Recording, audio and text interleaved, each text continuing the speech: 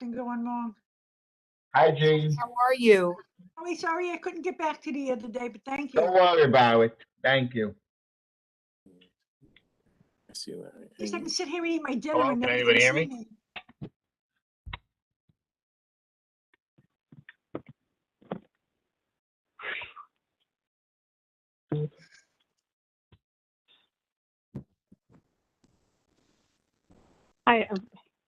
Hi, everyone. I'm sorry. We were having some technical challenges getting the YouTube working tonight. For whatever reason, every time I would go to copy and paste the necessary information over, the page would refresh itself. So Nice. it wasn't being very helpful. So nevertheless, we are streaming on live. We're streaming live on YouTube. Please remember that this meeting is being recorded. Let me give Alexa 2 minutes here to see if she can get Gail on.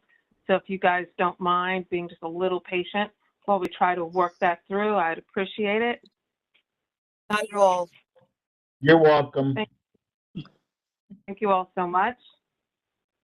We seem to be having a week of bipolar weather of 70 degrees one day and freaking freezing the next day.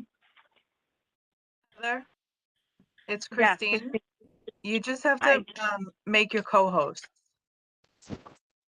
Yes, I do. Thank you.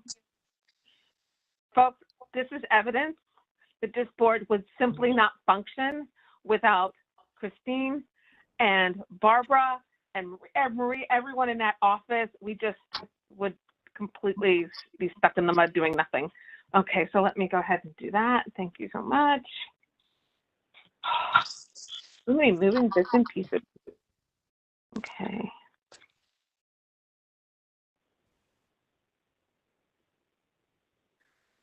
What happened to me?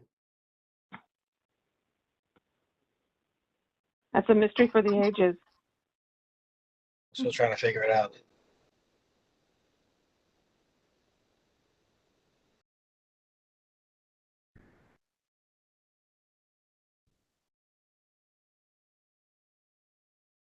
Did we get Gail on? I'm going to look at the list in 1 second. You see here, go to the top. I don't see her as of yet. It's not good.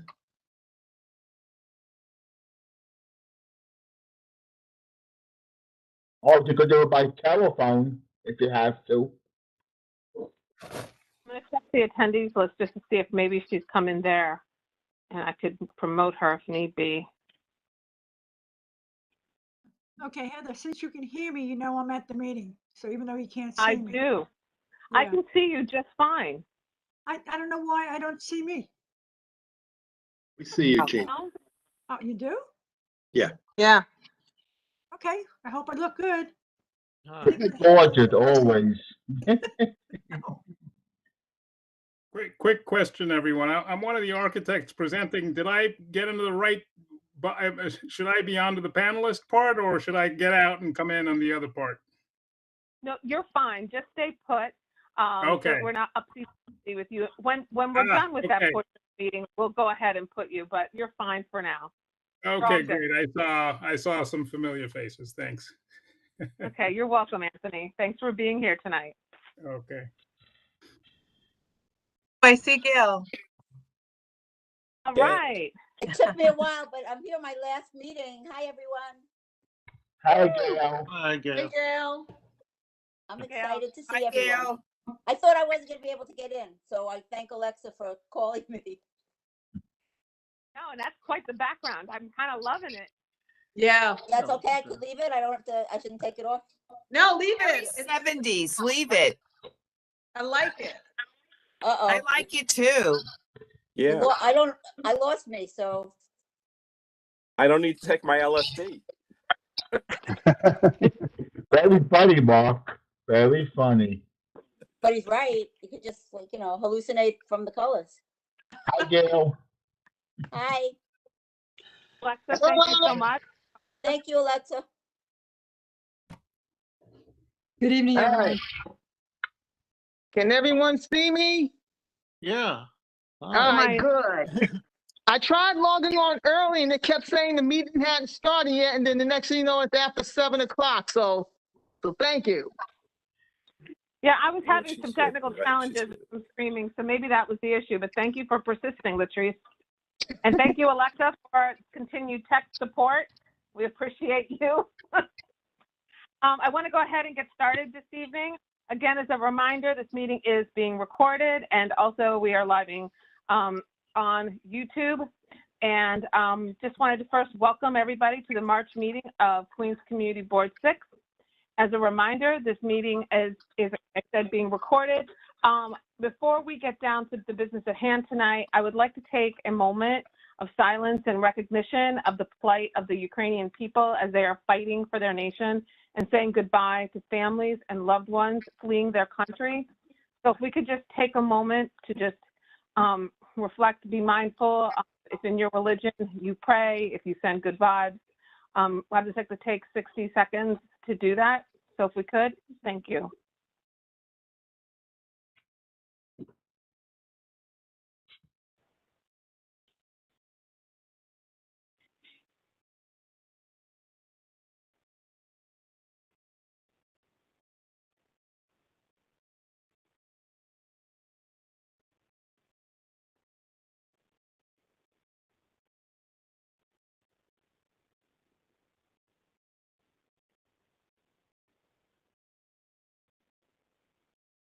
Thank you each and every one of you. Alexa today reminded me that tonight marks 2 years since we last met in person.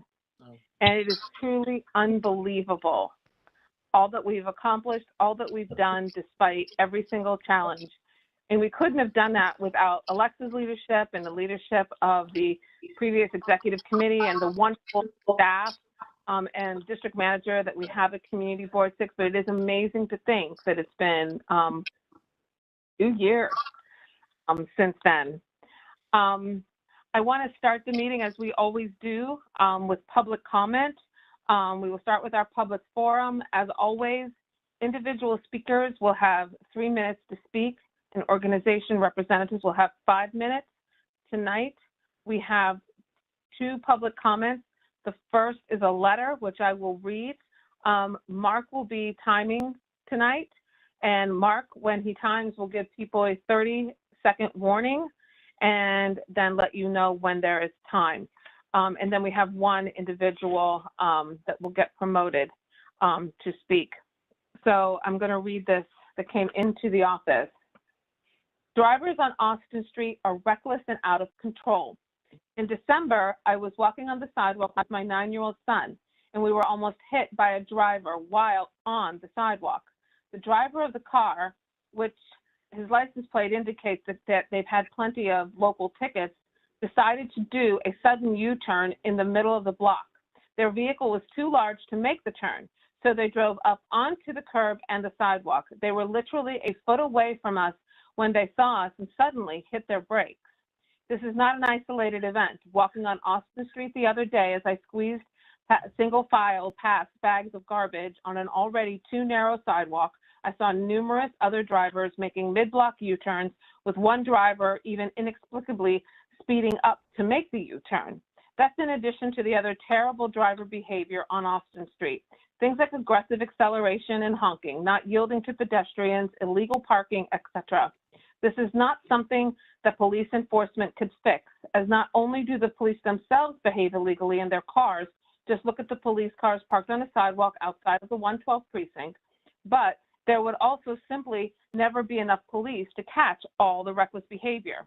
We need improvements to Austin Street itself. We need containerized garbage. We need traffic calming. We need wider sidewalks. We need loading zones for deliveries. We need disabled parking spaces, and we need to consider seriously restricting cars. There's no reason why people should be able to drive the entire length of Austin Street Business District in their cars, and drivers themselves usually look angry driving on Austin Street as they get stuck in traffic or deal with double parked delivery drivers. I would prefer to see at least part of Austin Street made into a pedestrian-only street during business hours, but I understand that routing for the Q23 bus would need to be accommodated. There are plenty of low-cost and quick methods in New York City's DOT's Vision Zero toolkit that could be used to improve the situation on Austin. We've experimented with Station Square being pedestrian-only as well as temporary open street for a block on Afghan. NYC DOT Commissioner Rodriguez announced that DOT will be installing 100 raised intersections per year. We have examples of low-cost curb bulbs throughout the city, and there's already a few speed humps on Austin Street southeast of Afghan. There's so much existing pedestrian traffic on Austin that it seems like an obvious place to make pedestrian safety improvements and add restrictions to cars. Thanks, Andres Salomon. And he lives near, he wrote, I live near the corner of 75th Avenue and Queens Boulevard. Thank you, Andres.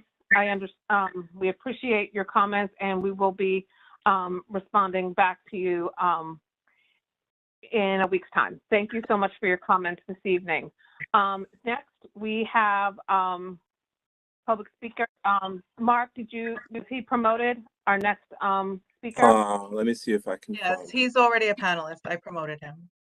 Okay, please, Larry. go ahead. Go ahead, Larry. Hi, this is Larry Yang. I'm a longtime resident of Forest Hills, and I started a project at the beginning of the year called Spider-Man in Forest Hills, right? I have a little presentation I want to share with you.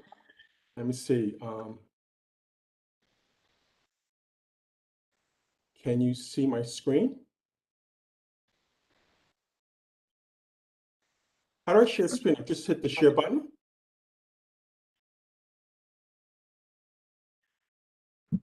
We can't see your screen, no. Yeah. Okay, let me see.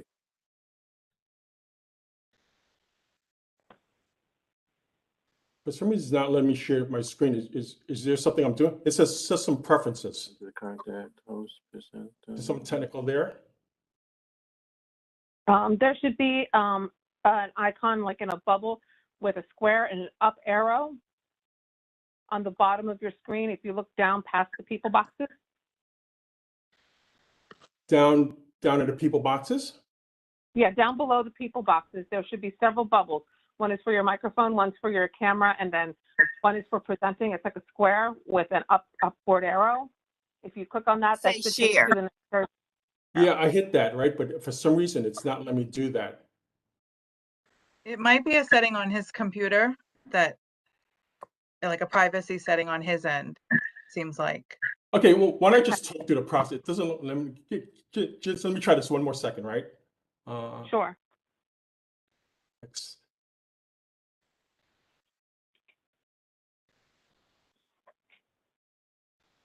You know, it doesn't seem to work. I should have prepared this early. You know, I'll just walk you through the project. Please, thank you. Okay, sorry about that right now, right? Okay. So pretty much right now, right? I came up with the idea of basically creating a statue of Spider-Man in Forest Hills, right? And the genesis of the idea was to basically kind of like, really, it was really for the children and families of Forest Hills and all of Queens right now, right? As you all know, right, Peter Parker, as a teenager, grew up in Forest Hills. So I always thought it was a great idea to just have a statue of him in Forest Hills. The place I like to basically put it is at McDonald Park right now, right? On the west side of McDonald Park, right, there's this concrete section, right, that I think would be a perfect home for it. And it's basically the entrance to the park, right? So when I started this project right now, I recall there was a project in Brooklyn that brought Captain America to Forest Hills. And I tracked down the original artist, David Cortez, and basically he loved the idea. So he basically joined the project immediately. So I had the artist that designed Captain America doing Spider-Man for Forest Hills. And his studio happens to design action figures, right, from Marvel and DC Comics. In addition, right now, right, he recommended a fabricator, right, called UAP Company that actually kind of builds these kind of artworks. So I actually have the designer of the statue and I have the manufacturer, right, in upstate New York. And they're going to cast a bronze statue, right?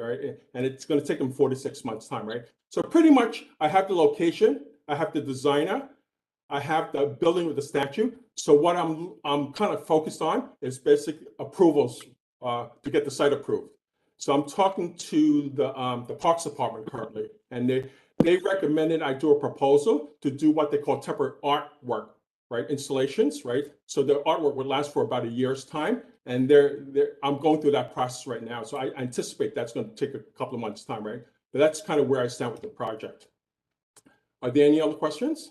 Oh, and by the way, recently, right, with that, just kind of letting a few people know, we've gotten quite a bit of media traction, media attention, and a lot of kind of email inbound supporting the project. So if you're interested, please visit www.spidermanforesthills.com, right, and you'll get a flavor for it. It's too bad I can't share the presentation with you. If you want, Frank, right, I could send it to you and you could forward to the members. Would that be helpful? That would be, if you could just email it to the office, to Yeah. the email address you used to sign up for this evening, that would work out great. We'd appreciate that. Thank you. Okay, I think that's my 3 minutes. I see one hand up. Elizabeth Newton, do you have a question? Oh, that hand was up from earlier. Let me just lower that. I'm sorry. I do not have a question. No, it's fine. Michael Arcadi, do you have a question? Yes, thank you. Larry, I'm a big fan of Spider-Man. It's owned by Disney, and they have they're very protective of their intellectual property. Do you have permission or license from Disney for this project? We actually have a lawyer that's going to look into this, right? He's actually offering his free promo services. Ironically, this lawyer, Dana, he actually was a television actor that played Spider-Man in New York. Right? And then on top of that, right, the artists and a bunch of people in the industry have a lot of contacts at Marvel. And typically what Marvel does, right, just as an FYI, if it's considered fan art, kind of a one-time thing, and it's really not sold for commercial purposes, they're typically okay with that. So if you construct art, it's one time and you're not selling that art right now, right? They'll typically give you permission. But I don't want to really approach that. They also have deep pockets. Are they going to fund this project? I prefer none. I think I want to do it grassroots, and the reason being, right, with the Captain America statue, the Captain America statue, they did that in Brooklyn. It was completely funded by Marvel, and some of the local community didn't like that because it looked like it was a commercial kind of like promoting Disney and Marvel in that location, right? So I prefer a kind of grassroots fundraising campaign. Actually, it's an interesting background, just as an FYI.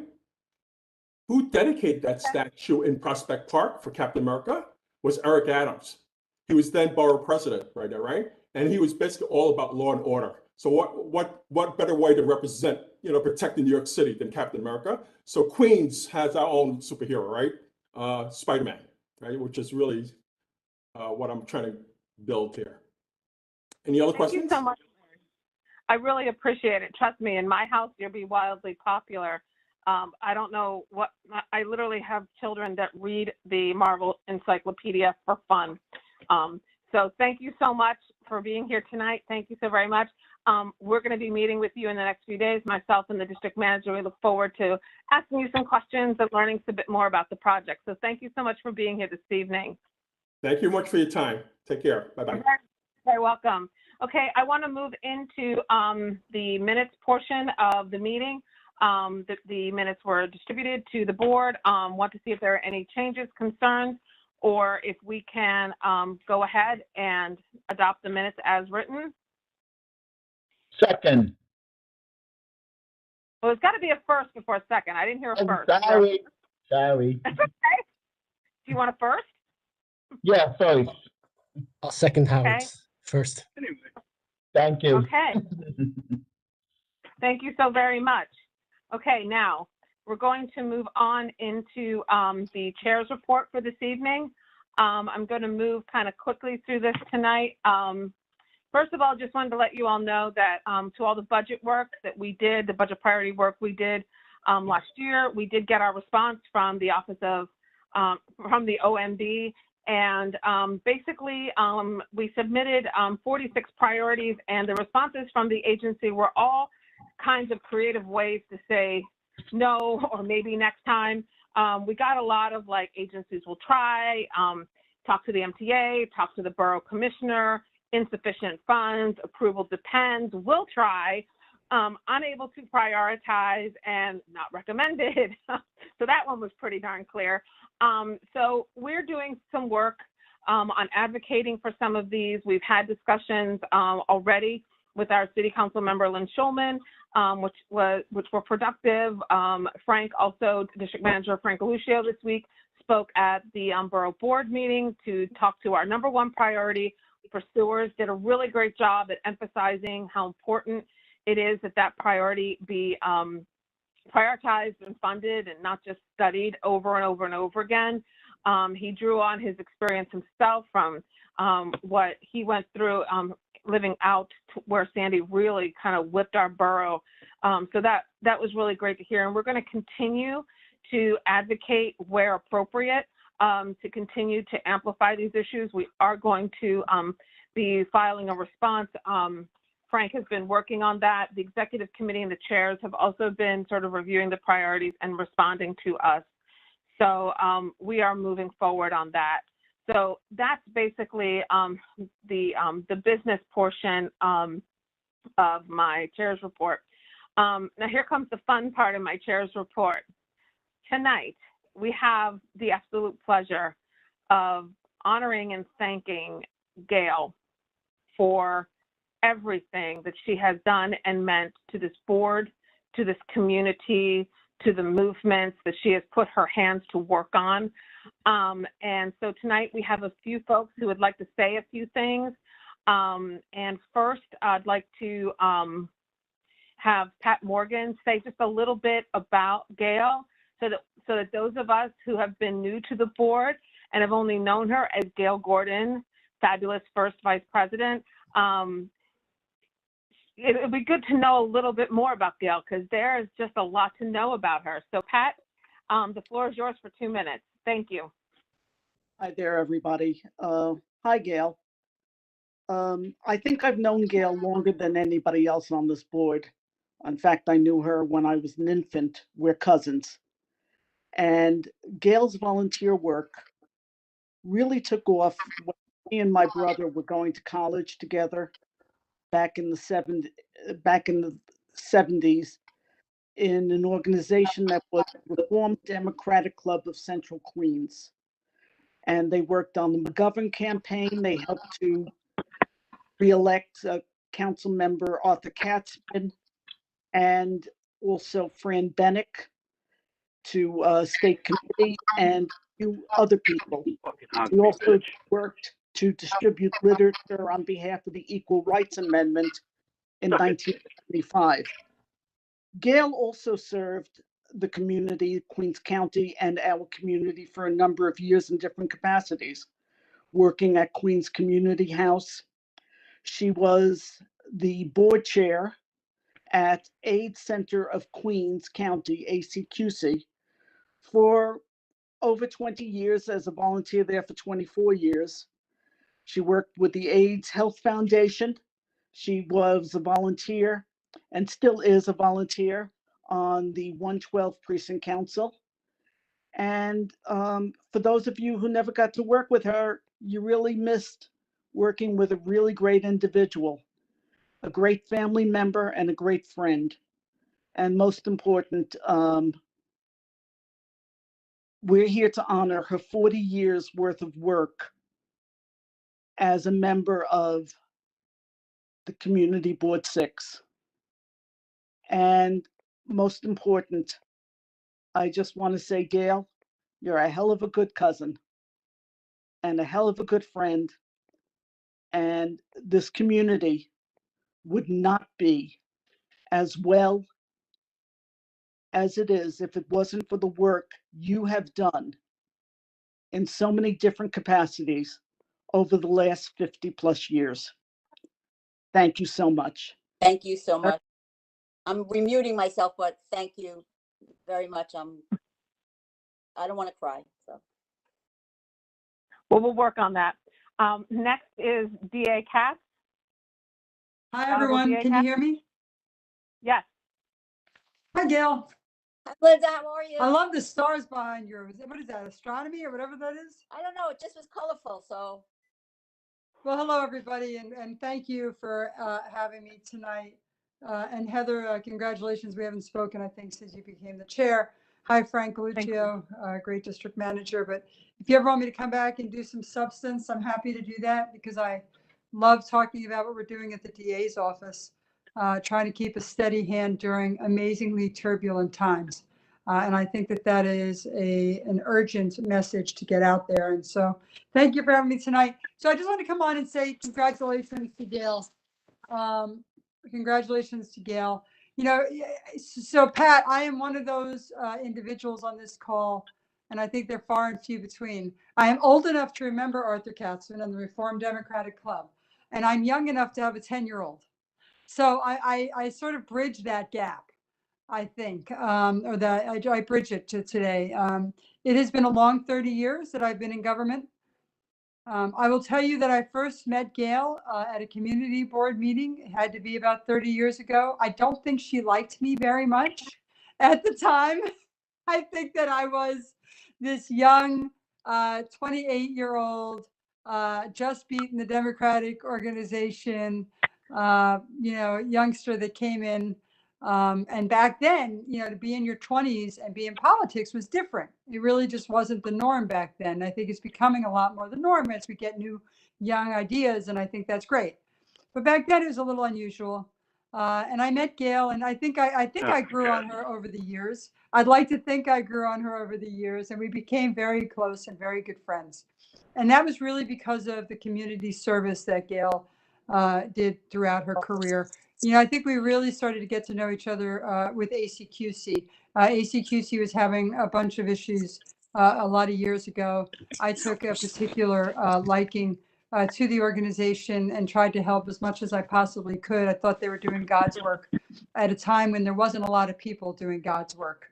And we needed good messengers and we needed good validators out there. And Gail did it every single time I saw Gail Gordon, it was about ACQC or Queens Community House or something about the community. And eventually I think we became good friends, and the faith and the trust that you build after all these years is something that you really can't find everywhere.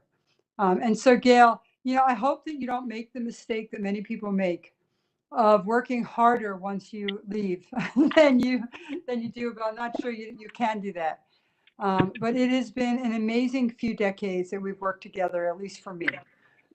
You've taught me, you've guided me, you've given me suggestions along the way, some of which I took, some of them I took, most of them I took, because anytime you did, it was for the good of the neighborhood. And so God bless you, Gail, for all the work you've done for the generations after 40 years, for the generations of lives. How many years is it? About 40, right?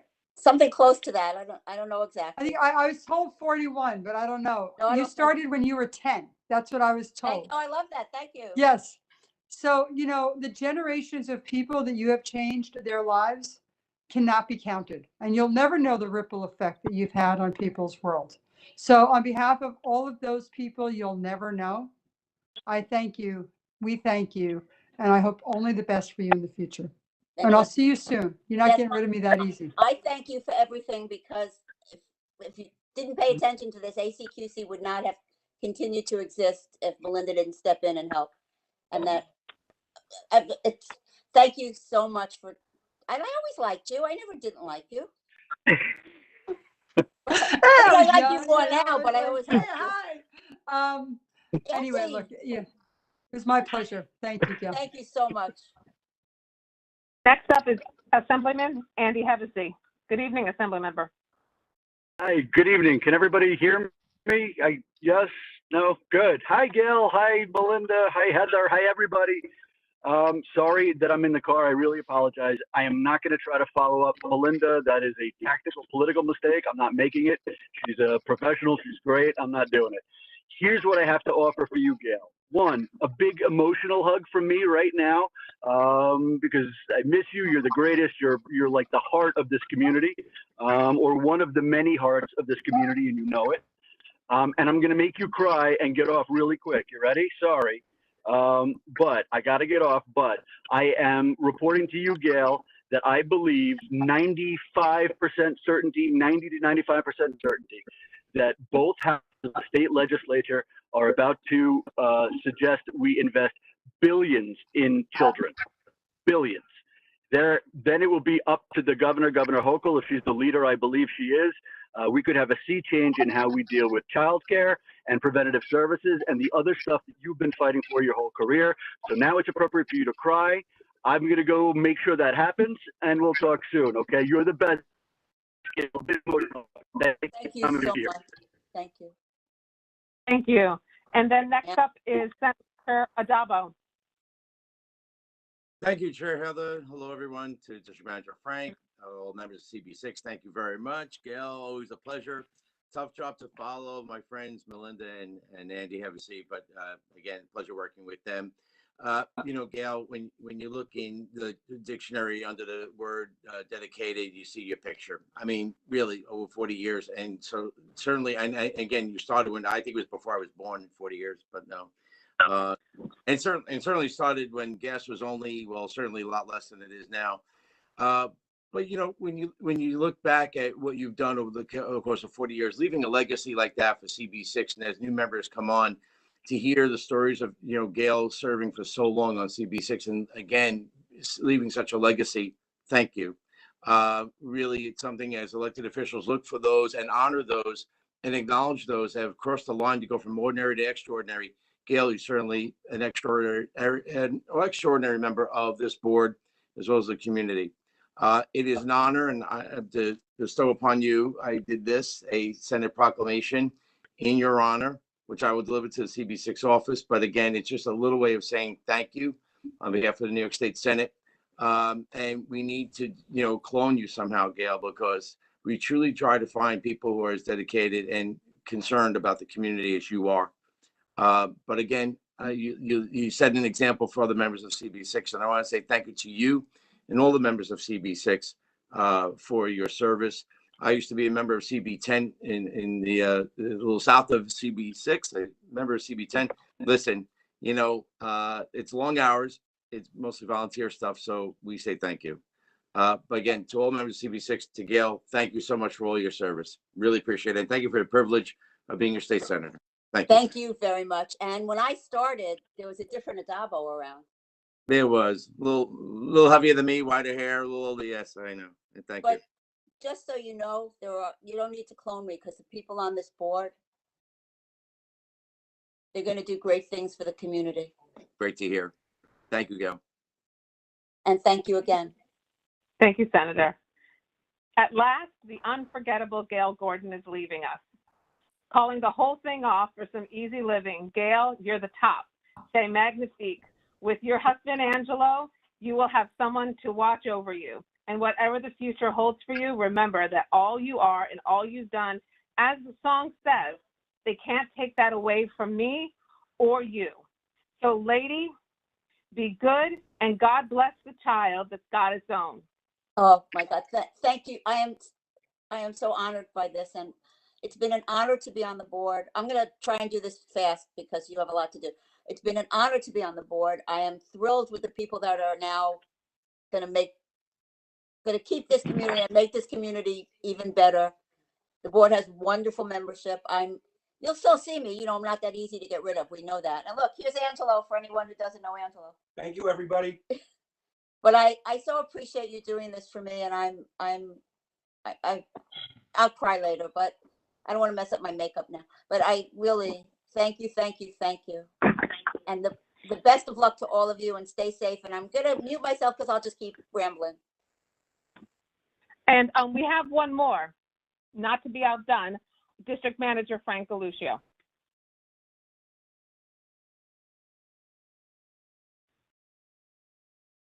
Frank, you're muted. You're mute. I've been doing that all week, muting myself. Somebody doesn't want me to talk. Anyway, Gail, oh my God. We all know that March is dedicated to women. What an apropos night to talk about you and honor you with everything you've done. From the very first day I walked through the doors of CB6 and you and Lou and Joe were there. You guys made me feel at home. You became my mentor. I have to shake my head because you're making me feel like you felt a little while ago. Our friendship, your mentoring to me on so many times is it was so valuable. And I just want everybody on that board, and you said it a second ago, we have a great board. I talk about my board wherever I go throughout the city of New York because we are just so unique and blessed that we have such good people. And well, Lester will tell you, and Heather will tell you, and Pete will tell you, and Mark, we love to disagree, so we could agree and go out and have a cup of coffee or go to McDonald's and have coffee. That's what we're about. We come back together. And that's what you taught me, Gail. You're allowed. You're allowed because we're all about the same thing. And if you're not, then you don't belong here. But you taught me that, and I appreciate that. I came off the community board 10 like Senator Dabo. We learned the hard way, but the good way also. And because you were there supporting me always in the background, I so much appreciate it. And you'll be in my book. By the way, it's called Some Said. I have a lot of quotes from you, Gail. Thank you so much. Oh my God, I'm going to miss you, but I know I'll see you around. Thank you so much. And I told you this, and I told everybody who will listen, we are so lucky that you are the district manager for this Oh, community. stop. But it's true. And the staff that we have, Christine, I mean, we are very, very fortunate. It makes a big difference. And I'm, again, can I stop now? Thank you. Thank you, Frank. You know I love you. Yeah. So Thank you, Gail. And speaking of the great staff, Christine just made me realize that I forgot to actually vote on the minutes. I was so excited to get to the Gail portion of the evening, I forgot to vote. So since we had one motion and it's seconded, if we could all take ourselves off of mute, and all in favor? Aye. Aye. Thank you so much. All right. Now we're on to the district manager's report. So Frank, the floor is yours again. Oh, I'm back. So much has been said. I have to, what's that Jewish word of kafunk or something with the eyes and the mistiness? Anyway, so the other day I did speak. I testified at the borough budget hearing with regard to our capital and expense budget. So did the other 14 boards. Everybody had their uniqueness, but the majority of the boards did talk about the infrastructure, which happens to be our #1 priority. And I asked the borough president and the council members that were there, and I use the expression, please zoom in and don't zoom out on this. That's how important it is. We will not let it go. Follow-up is so important in city government, and that's what we do best, by the way. The borough board, which Heather attends as the chair, they'll be voting on the preliminary stuff next week, I believe. Again, all this is preliminary. We have a time yet before it actually, we see the final budget and all the numbers and see what the agencies have to say. But we're on it. Everybody knows the office is there 9 to 5, doing whatever we need to do to get the job done. Thank you. I know we're running a little late, so that's my report. Thank you. Thank you so much. And next, Christine, do we want to check the attendance? Sure. Just bear with me. We have quite a few people that I didn't see, but it's been a crazy meeting. So if I call your name, that means I didn't see you on here. So just let me know if you're here so I can mark you present. Peter Beadle, Miriam Burfus, Heidi Chain, Brendan Griffith, Emmanuel, Ralph Leonard, Jonathan Lee, Raphael, David Schneier, Robert Tamiev, Irina Tamieva, Joan Weston, and Daniel Yakubov. Okay, thank you. Okay. Give me 1 second. We're going to move on now to the portion of the meeting where we're going to turn this over to Keith Engel. We're going to move into the Land Use and Housing Committee.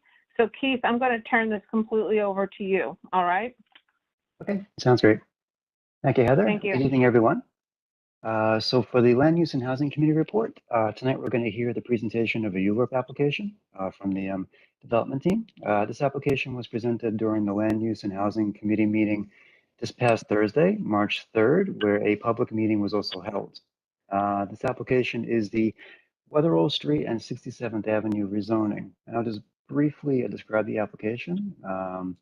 I may share a screen, just bear with me 1 second.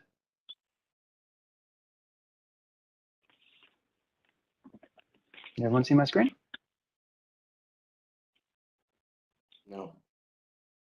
No. Wonderful, wonderful. Okay, great. So with that, I'll just provide some very quick. So Keith, I'm seeing gray. Gray, I don't see the actual. That's Yeah, that's what I'm seeing. Still seeing gray? Gray, I'm seeing gray too. Weird. Yeah. It's a gray rectangle. Yeah. Gray rectangle. Yep. Let me try this again. Hold on. Yeah. Stop. Sure. Thank you. I That was think it's you. one of those technology days. Let's try this again. Now we see it. Now we can. Now we Wonderful. can. Thank you, everyone. Great. Thank you for that real-time feedback. Awesome. Awesome. Okay, so just some quick background information on the proposal. So this is a private application by Novel Medicine PC requesting a zoning map amendment from an R4B to an R6A zoning district and a zoning text amendment to establish an MIH area in order to facilitate the development of a new 8-story, 18,000 square foot, 3.6 FAR residential building containing 21 dwelling units at 6645 and 6647 Weatherall Street in Forest Hills. So we're now going to start with a brief presentation on behalf of the applicant's Land Use Council and their architects. I'm just going to unshare. And if the team wouldn't mind introducing themselves, and then you can go ahead. Hi, Keith. Richard Lobel of Sheldon Lobel for the applicant. I'm joined by Alexia Landisman in my office, who hopefully will be able to share her screen. With us tonight are the applicants themselves, Rochelle Kamoff and Rita Goldberg. We also have Tony Chitemi, who introduced himself before as the project architect, and Kevin Williams from Equity Environmental. So I think what we would do would be to have a very brief presentation, understanding that the public hearing took place previously. And then, of course, we're happy to answer any questions that come up from the community board. So if you can see the screen, this is a 66, 45, and 47 Weatherall Street rezoning. Next slide. So what's the application? The application is a rezoning application to rezone block 3157, and it's 7 lots, which we'll show you in just a few moments. In Forest Hills in CB6 from an R4B to an R6A, and we can discuss what that means as well.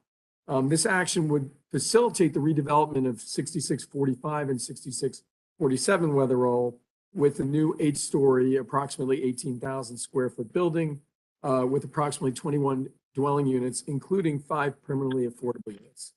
In addition, as with all of these rezonings, we would be mapping a mandatory inclusionary housing district so that anyone who develops within the area being rezoned would be required to provide 25 to 30% affordable units. And just by way of background, in 2016, the city passed the Housing for Quality and Affordability Act, which basically amended the zoning resolution and created mandatory inclusionary housing. The idea being that instead of these piecemeal negotiations that would take place, every development now moving forward with a rezoning of this nature requires affordability for the life of the project, and the levels of the affordability vary depending on the project, and we can talk about that as well. Next slide. So the next slide has the numbers with regards to the application. It's a proposed 8-story building, which is a total height of 75 feet, so it's comparable to building heights in the area that are kind of longer, old long-standing buildings built in the 40s and 50s when floor to ceiling heights were greater. So it's 75 feet high, again, 18,000 square feet. It's set back at the 7th story, so it kind of, the massing isn't so intense on the street level. There's parking spaces both for car parking at 8 parking spaces and 11 bike parking spaces. There's 21 residential units, and the number of affordable units would be, under option 1 would be 5. And at the end of the presentation, we talk a little bit about what option 1 means as far as levels of affordability, rents, incomes and such. Next slide. So the next slide shows the zoning map. And although it's very tiny, there's a few things to note about this zoning map. Number one, immediately across the street from the property, across 67th Avenue, is an R71 district, which is present for sporadically for at least 25 blocks. So an R71 district basically allows development greater than what's proposed at this site across the street. The R4B district that we have is a district which doesn't allow the same density. And also importantly, there's an R7B district, which is to the lower left of that circled area. That R7B, which was the Austin Street rezoning in '96, also allows comparable floor area, but is not part of the mandatory inclusionary housing program. So if we rezone to that, we wouldn't have any affordability, which is part of the idea behind the project, to provide some units for community members and others who might not otherwise be able to live here. Next slide. The next slide demonstrates the tax map, which shows with a little bit more particularity what we're seeking to do. The total area of the rezoning is in that dotted area. It's along the corner of Weatherall and 67th. It's an area of about 100 feet tall, and it goes about 175 feet deep. So included in that are those 5 lots that front on 67th, as well as the 2 lots that you see in red, which are the development site that are applicant owned. And then there's an additional site as well. And to be clear, Rochelle and Dr. Rita both would be living in the building. They currently live there, or would be living in the building after construction. So the idea is it would be owner occupied. Next slide. The next slide kind of gives a little bit of a deeper detail with regards to why we think the proposed zoning at R6A is appropriate.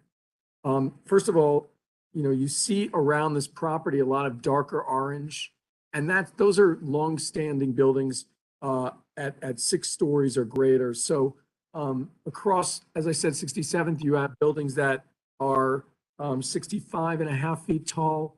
You have buildings at floor area ratios of greater than would be permitted under the R6A. On our block at 6615 Weatherall, you've got a 68-foot tall building with an FAR of 3.5. So that building is, the building that we're proposing is roughly that height, 68 feet versus 75 feet.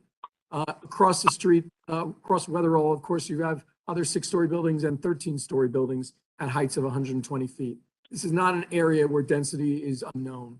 You also obviously have very robust transportation options in the area, buses, subways, of course, along Queens Boulevard. Importantly, the existing R4B district would permit development, but not really great development for the area. It would permit the 2 FAR for community facility development. So, particularly the applicants, are, Dr. Rita is a doctor. There was a discussion early on as to whether or not they would redevelop it with community facility doctors' offices, and you'd have about 10,000 square feet of doctors' offices there. The idea of introducing 20 to 21 residential units is seen as being more contextual. I know that Kevin Williams is on the phone with us, Kevin, who performed the environmental assessment statement, and he can discuss the fact that it's probably less disruptive to have 21 residential units where you've got, controlled access in and out of the facility, as opposed to 10,000 square feet of doctors' offices.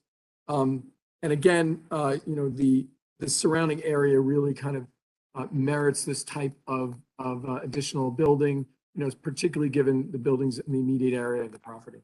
Next slide. So the next slides, again, photos of the area. We're just going to page through these quickly. We understand it's been a long meeting and we don't want to take up too much of your time. So the next map is the zoning change map, which basically demonstrates exactly what we're trying to do here, which is to draw an R6A district. Importantly, we're not drawing an R71 district. Drawing an R71 district would create a non-contextual district with a higher floor area ratio by a lot. So what does that really mean? If you have a 5,000 square foot site like this, the proposed development here is an 18,000 square foot residential building. If you had the R71, you'd be at roughly 24,000 square feet, and there wouldn't be a height cap. So it actually ends up being probably a little bit of a larger development in that respect. And so that's why you pick the R6A here, which is contextual, has an absolute height cap, and also mandates affordability. Next slide. So there's slides here which run through the details of the building plans. I think probably, Keith, I would probably refrain from going through the plans unless you'd like Tony to discuss those specifically. I think if we can maybe just head to like a high level, just brief synopsis of it. Sure. So folks have a chance to understand. Tony, I think if you just want to have Alexia page through, if you could just talk high level, and then we'll Sure. we'll conclude. Sure. I'll be quite.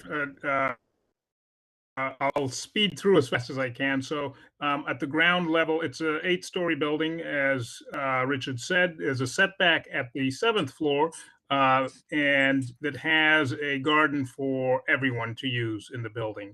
Going to the 1st floor, what you're looking at there is a section. Just going to the 1st floor, parking spaces fall under the building.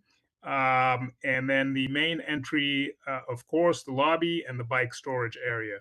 And Alexia, maybe we can just go to a typical floor. If there is, yeah, there we go. So elevators right up front there, you can see it. 2 stairs that share the same shaft. There are 2 units that are 2 bedrooms and one bedroom, 1 studio there. And then the plan that you're looking at demonstrates the shared deck, recreational space for the building. The elevation that we've developed picks up off the brick that's off the existing buildings down the street, so that it becomes harmonious with the rest of the street. And that's a very quick 1 or 2 minute rundown.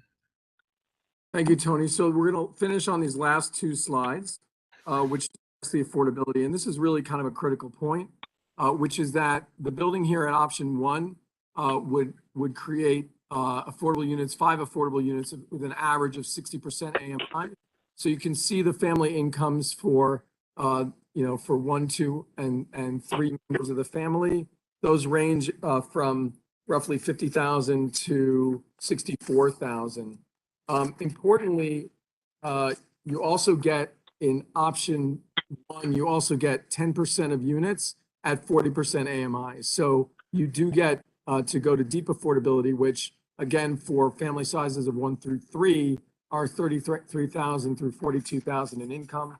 The last slide that we would show is the next slide, which is affordable monthly rents. Again, the average for these units would be 60%. Which average between $956 for a studio, $1,200 for 1 bedroom, and $1,400 for a 2 bedroom, and then would guarantee units at 40% AMI, which is $598 for a studio, $756 for a 1 bedroom, and $900 for a 2 bedroom. So I think with that, the only other thing we would say, there's 2 things we would say. The first is the numbers with regards to income levels and population growth and housing are fairly grim. When we look at these rezonings, we look at census tract and census tract data for the local area for Community Board 6, which is in accordance with the American Community Survey from 2014 to 2018. So notably, the median monthly rents during the period here, actually in the last 10 years, have risen about 11%.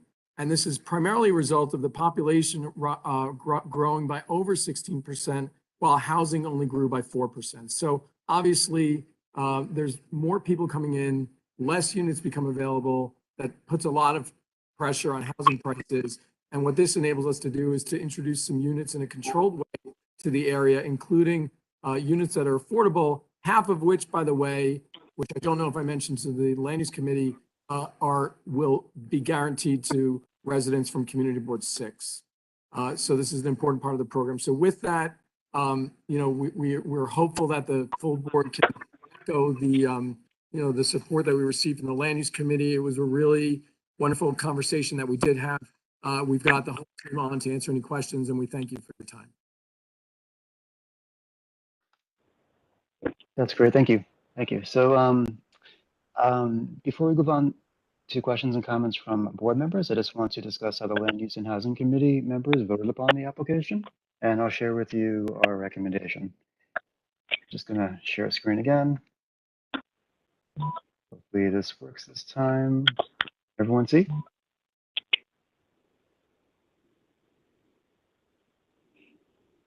Yes, Keith, we can see it. Great, thank you, thank you. Okay, so the committee voted to approve the application with conditions, and these conditions are as follows. Provide additional affordable housing to the development, consider additional number of affordable units and or deeper range of affordability, perhaps below 60% AMI. Pursue enhanced sustainability goals for the project to limit impacts upon infrastructure, i.e. passive house, LEED Gold or Platinum, enterprise green communities, etc. Provide for 30% MWBE LCE hiring, provide for compliance with the Buy American Act, and to hold good faith discussions with local unions to ensure that workers have a prevailing wage and benefit standard, and hold conversations with 32BJ SEIU for building worker jobs. I'll note that we have shared our recommendations and conditions with the applicants. And I think with that, I'll open the floor for questions from board members before we go on to the actual votes. If we can all use the raise hand function, I'll call upon you and you can ask your question. So I will unshare so we can see the room.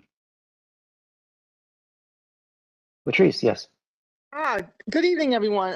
I was at the meeting briefly last Thursday. However, I'm not on the land use committee, so I did not speak. My only question, and I agree with the recommendations and whatnot. My only question is, when I hear a lot of conversations about housing, you know, you talk about families, and there's nothing wrong with that, obviously, but I often get concerned that single people like myself who are not married are being left out of the conversation. So I'm just curious as to how many studios and one-bedroom apartments you have, because you mentioned that there's going to be 21 units. How many of those are studios and one bedrooms? Tony, are you able to give a breakdown?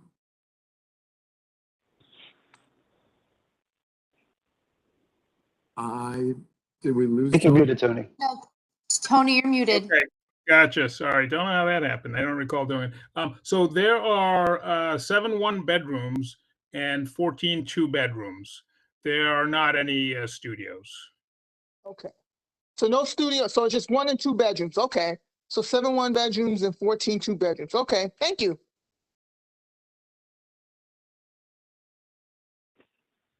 Great, thank you.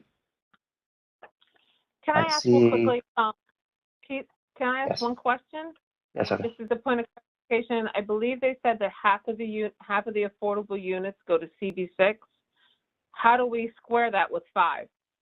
So do we fall on the side? Can you explain that just so we understand?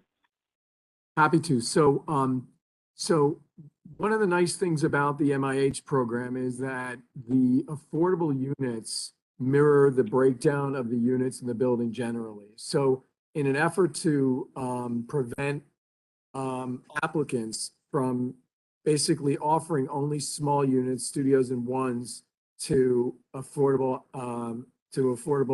tenants, what they do is if you've got, for example, like here, if you've got a breakdown of a third one bedrooms and 2/3 two bedrooms, the affordable units would also be in that same breakdown. There'd be a third of the units, affordable units would be one bedrooms and 2/3 would be two bedrooms.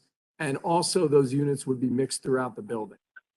So with regards to the preference to the local community board, in this case, Community Board 6, the same breakdown would apply. So, you know, as an example, you know, the breakdown would be roughly, you know, if it was 3 units for Community Board 6, it would be one bedroom and 2 3-bedrooms.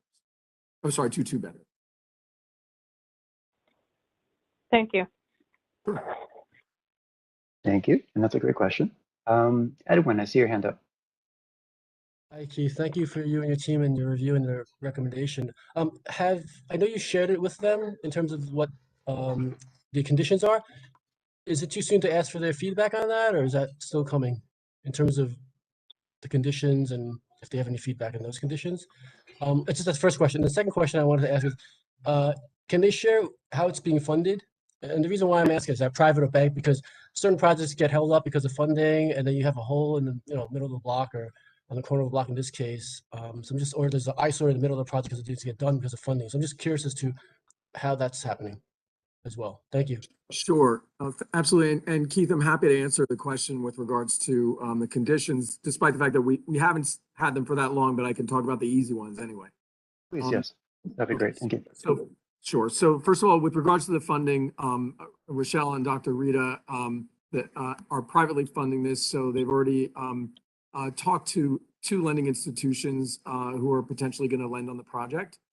So it's something which they are available to do, pretty quickly.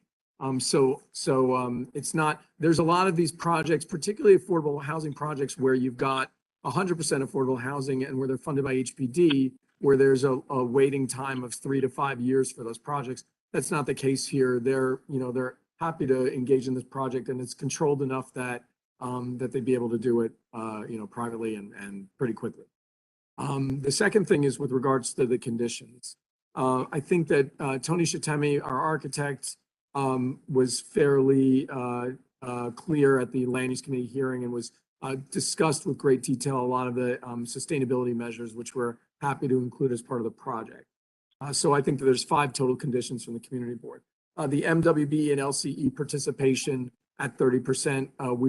My understanding, and Rochelle and Dr. Rita can correct me if I'm wrong, but the 30% is in line with what our expectation would be, and also just happens to be in line also with what the Queensborough president asks for. So we're happy to comply with that.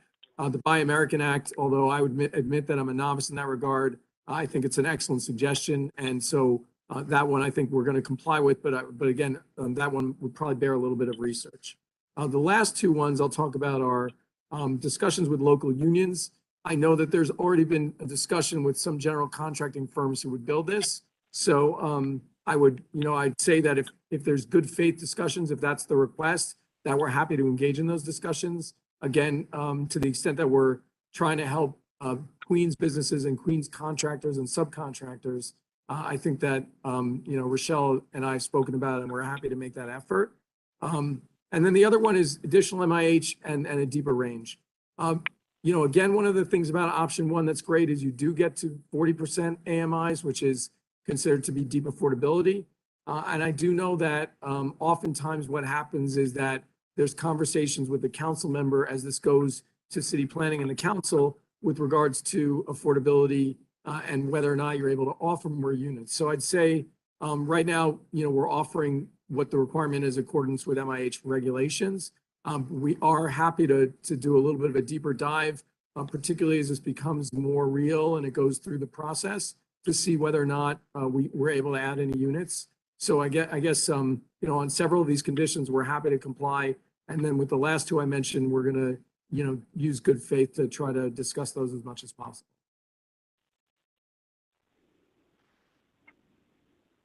Thank you very much. Thank you. Sure, thank you. Jean, is that your hand that's up? Yes. I think you're muted, Jean.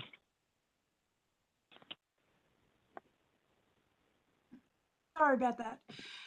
The question I have is, since there's really just 3 apartments that are available for Community Board 6, how is the, I don't know, who gets the apartment? I mean, you might have 300 people apply for that apartment.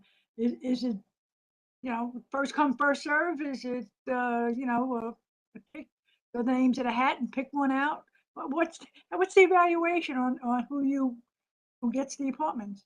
Sure, Jean. So thank you for the question. So as part of the mandatory inclusionary housing program, the applicant is required to select an administering agent, which is a nonprofit, from a list provided by HPD. HPD has a list available on their website and they've essentially qualified a limited number of nonprofits in the city of New York to administer the affordable housing units. So to prevent any type of self-dealing or funny business, you hire the administering agent, and the administering agent alone is responsible for the disposition of those units. So I'd say two things with regards to your question. The first is that generally speaking, there's a lottery system. The units do end up being in high demand. So there's a, so essentially the administering agent conducts the lottery, but they also have an opportunity, particularly for the community preference, to publicize the units within Community Board 6, to make sure that the units are rented, that those units are filled by Community Board 6 residents. They can conduct financial literacy campaigns in Community Board 6 in order to make sure that people in Community Board 6 who want the units can qualify for that. So that's kind of the first thing I would note. The second thing is, amazingly, when you look at the list of HPD approved administering agents, I honestly think that there's only one in Queens, which is Hannock, who the community board may be familiar with. Amazingly, when you look at that list, it's primarily Brooklyn-based administering agents. So it's kind of something to note, because I think on a going forward basis, it is always surprising to my applicants that there's not more local Queens administering agents. But in any event, we would likely select, try to select a Queens administering agent so that they'd have more familiarity with the area.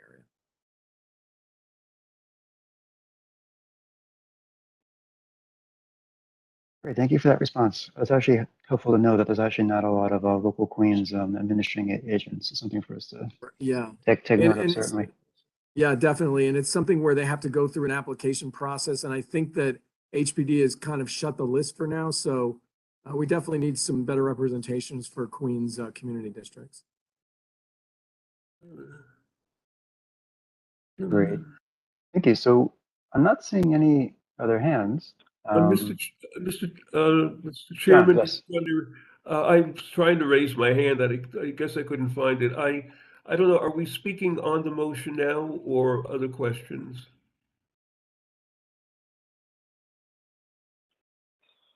We are just going over questions before we start to go to a vote on the motion, a vote on the land use committee's recommendations. I just would, I mean, when we are voting, I want to speak on the motion. Okay.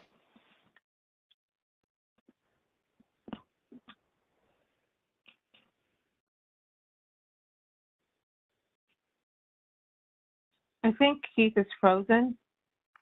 Am I back? There you go. Okay. You're back. Okay, great. Wonderful, wonderful.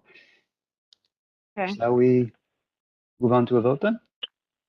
Well, Mr. Chairman, I would like to speak on the motion before we go on the vote. Okay. Good evening. At the committee meeting, I voted against this proposal. And let me say that I think my record in support of affordable housing has been very strong. And if this item was primarily about affordable housing, I would be all for it. But the fact of the matter is, affordable housing is very little bit of the issue, and the major part of it is really the effect that this proposal will have upon the scale and structure of the neighborhood in which it is going to be located. Wetherall Street is a street that is dominated by very nice, relatively modern two-family housing. The construction of this will drastically change the scale with an 8-family housing. Even more problematic for my part is that a supporting of this zoning change will basically create great incentives for other developers to present proposal after proposal after proposal in areas like this, on regular streets like Booth, Saunders, others, that I think have the potential to drastically change the scale of this area. This part of Forest Hills and Rego Park really is marked by a great diversity of scale, where you have nice streets with six-story housing, like what I live on, but right next door to blocks that are nice and and low level, and it's a nice balance. And I think that by supporting this and encouraging developers, and they're going to pounce on it. And in all due respect, I think the affordable housing is Anybody else? concerns that they have. It's mostly to be able to create a greater scale development. Now there are places in our district which should accommodate higher density and a greater amount of affordable housing. We've supported it. There's a place that would be opening up on Queens Boulevard, on Woodhaven Boulevard, 63rd Drive, other areas where there are no, at the current time, no existing housing, that we should basically look and encourage the development of higher scale housing and housing with affordable. By doing this, I think we could basically create our fair share and encourage our fair share of affordable housing. I also fear that when this proposal, if it's approved, is transformed from the kind of abstraction of a proposal to the reality, when people see an 8-story building built out of context right next to all of these 2 stories, and when they start seeing the inevitable introduction of proposal after proposal after proposal to continue that trend on other blocks, on trends that will basically not knock down ramshackle 100-story buildings, but very good 2-family brick housing, and really transform the scale of this area. I think there'd be a considerable backlash on the community that might be bad for the board, and also really in many ways may be bad for the cause of affordable housing. And so I am reluctant to make the speech because basically I do feel strongly for affordable housing, but I think this would be a mistake on the board if they supported it. And even though I know that the intentions of the supporters are the very best, I think it's a mistake nonetheless. And so I would, with all respect, urge that this proposal be defeated. Thank you. Thank you, John. And Heather. Hi, good evening. I do have a question, and it was sort of a question that lingered after the Land Use Committee meeting, and it was, were we to not approve, were this to not get approved for the affordable housing, what is the plan for the property? That would be helpful to understand sort of if this doesn't work out as you are wishing. What are the next steps? What are your next plans? Happy to answer that. Keith, may I answer that? Sure, absolutely. Sure. So, Rochelle and Dr. Rita Goldberg are, they are, Dr. Rita, being a medical doctor, has office space. And so Rochelle and Dr. Rita have previously developed community facility space, doctor's offices before. And actually that's like something that they've done repeatedly. They've done more than once. So this site, this 5,000 square foot site, I think what they've talked about is the fact that it would actually be legal under zoning to put in a 10,000 square foot 4-story, or really like 35-foot street wall and then set back 4th story medical office. And there's 2 reasons that they don't want to do that. The first is that it creates additional density in the area, and more importantly than that, the second thing is that the traffic that's generated from that, and Kevin Williams, who's from Equity Environmental and is on the phone with us, actually ends up being roughly 15 to 20 times the traffic that you would expect from a 21-unit apartment building. So one of the kind of the peculiarities about the R4B district is that it has this really high community facility FAR. You can only do a 4,500 square foot residence on the site, but you would be able to do a 10,000 square foot doctor's office.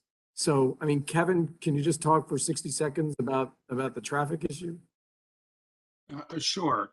I mean, so when we look at traffic, there are certain factors that are based on DOT surveys, and a medical office community facility generates, and this is per the City Environmental Quality Review Manual, and it's kind of been used for years and tinkered with, 74.6 person trips per 1,000 square feet. And so, what that means is 746 person trips for a 10,000 square foot community facility. So even if you consider it a 5,000 square foot one, we're talking about 300 person trips. And then what you do is you look at the mode split in this area, and basically in this area we're looking at 24% would be car users related to a community facility, whereas residential use of cars to journey to work is actually only 16%.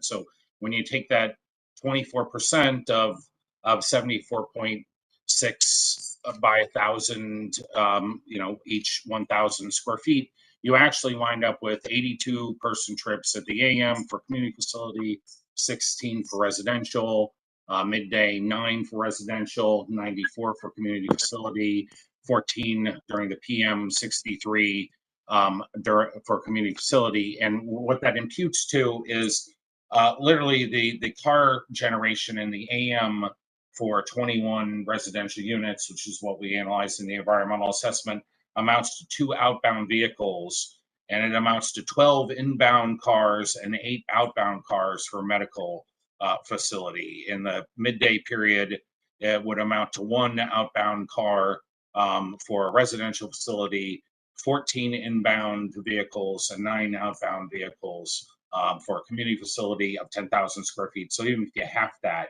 it's significantly more. And then during the PM, 2 inbound autos, 1 outbound autos, and then community facility 4 inbound and 11 outbound. So even if you were to have that, or even if you were to assume that car utilization, literally every single owner departed in the morning, you would have less traffic generated during the AM and the PM peak generally than you would for a community facility. And then, so yeah, I mean, that's just one of the peculiarities of medical offices, dental offices. It's also got high Saturday trip generation. So, but that is a viable and a valid and a present use in the area. So anyway, just. And to add on top of that, what we know about that street is it is a one-way street, and it is a one-way street that's sort of coming off of, sort of the dead end of Austin that comes up and around. So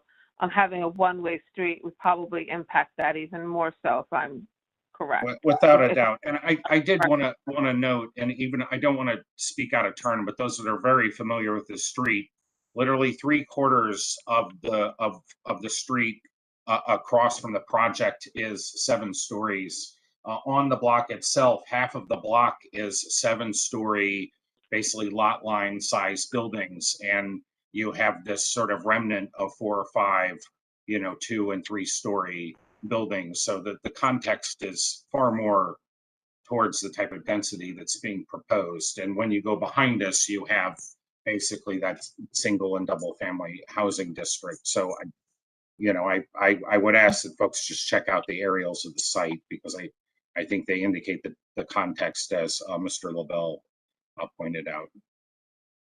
Thank you. Thank you. Thank you. And Mark, I see your hand up. So maybe I missed it, but I think Heather's question was, if this is rejected, what are you going to do? What's the developer going to do? So what I think I heard was that you're not going to do a medical office. So what exactly would you do with the space if this zoning, if this is not approved? Dr. Goldberg is a doctor, and Rochelle and Rochelle and the other gentleman who we worked with they develop community facility buildings, like they develop doctor's offices. So it's likely, given the fact that you've got R4B zoning here, which gives you twice the amount of building that you do for residential, it's, you know, and as Kevin said, it's just a likely scenario that you'd put a doctor's office here. It's like, it's actually one of the options they looked at for the property before they said, oh, you know, why don't we consider rezoning to allow for residential? They again would live in the building and you know, create some additional units. So yeah, that is incorrect. Doctor's office here would be a likely redevelopment scenario. A likely. Yeah. And that's A as a likely right scenario, right? as a scenario if the zoning is not approved. Just because it's their practice, it's Dr. Rita's practice, and also they've done it before. So, and it's not to say like, you know, I'm not saying it because it's more just like that's their experience with properties. And again, the R4B is not like R31, R32, where you've got a 1 FAR for community facility and a 0.5 to a 0.6 for residential. So there's a little bit, it's a closer call. Here, there's like, you know, there's no doubt about the fact that you get more, you know, you just get a bigger building with community facilities. So that's one of the reasons that they've sought the rezoning. All right, thank you. Thank you for that. And that's helpful context because it allows the board to see just the as of right that would be a viable should this fail. So seeing no other comments or hands, Heather, should we move on to? Yes, thank you. Great, thank you. So I'm just going to share my screen again, just so the board is aware of what we'll be voting on. Bear with me 1 second.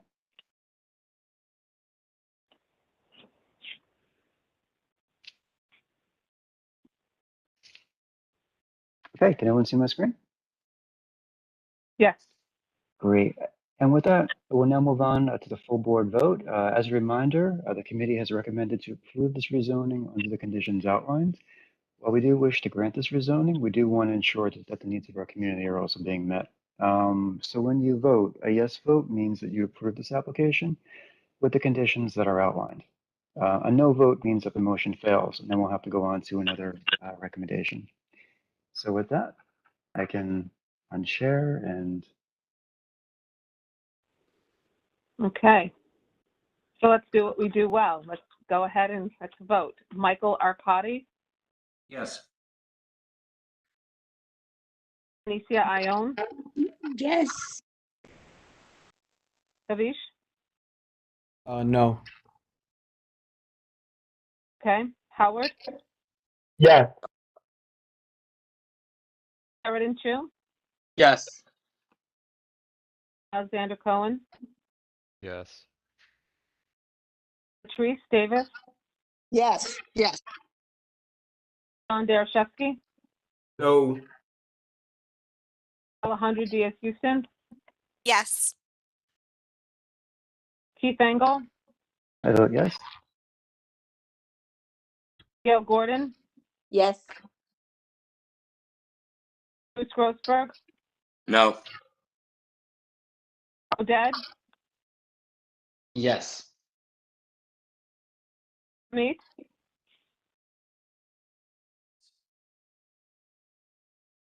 Yes. You hear me? Thank you. Yes. Yes, I heard you good this time. Mark, Yes. thank you. Kevin Lee, okay. Jack Medina, No. Did anyone okay, hear me? thank you. Oh, Yep, I heard you good. Thank you, Jack. thank you. Dr. Renee?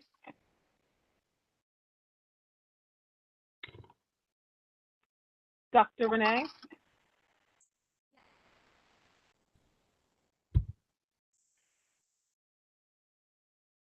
I can't hear you. I can see you. Raise your hand if it's a yes. Okay, so that's a yes. Okay, thank you. Stephen Metz?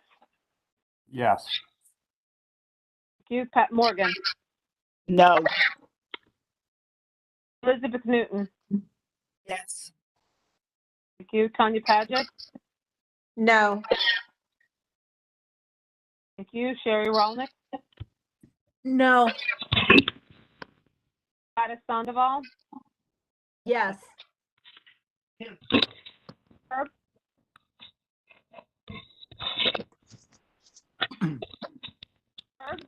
Yes. Sorry, I heard you, yes? Oh, no, no, Okay. I'm sorry.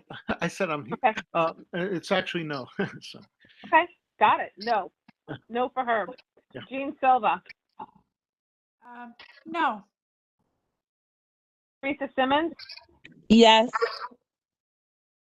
okay. Martha Tucker, No. it's a no, Martha. Yes, that's correct. It's no.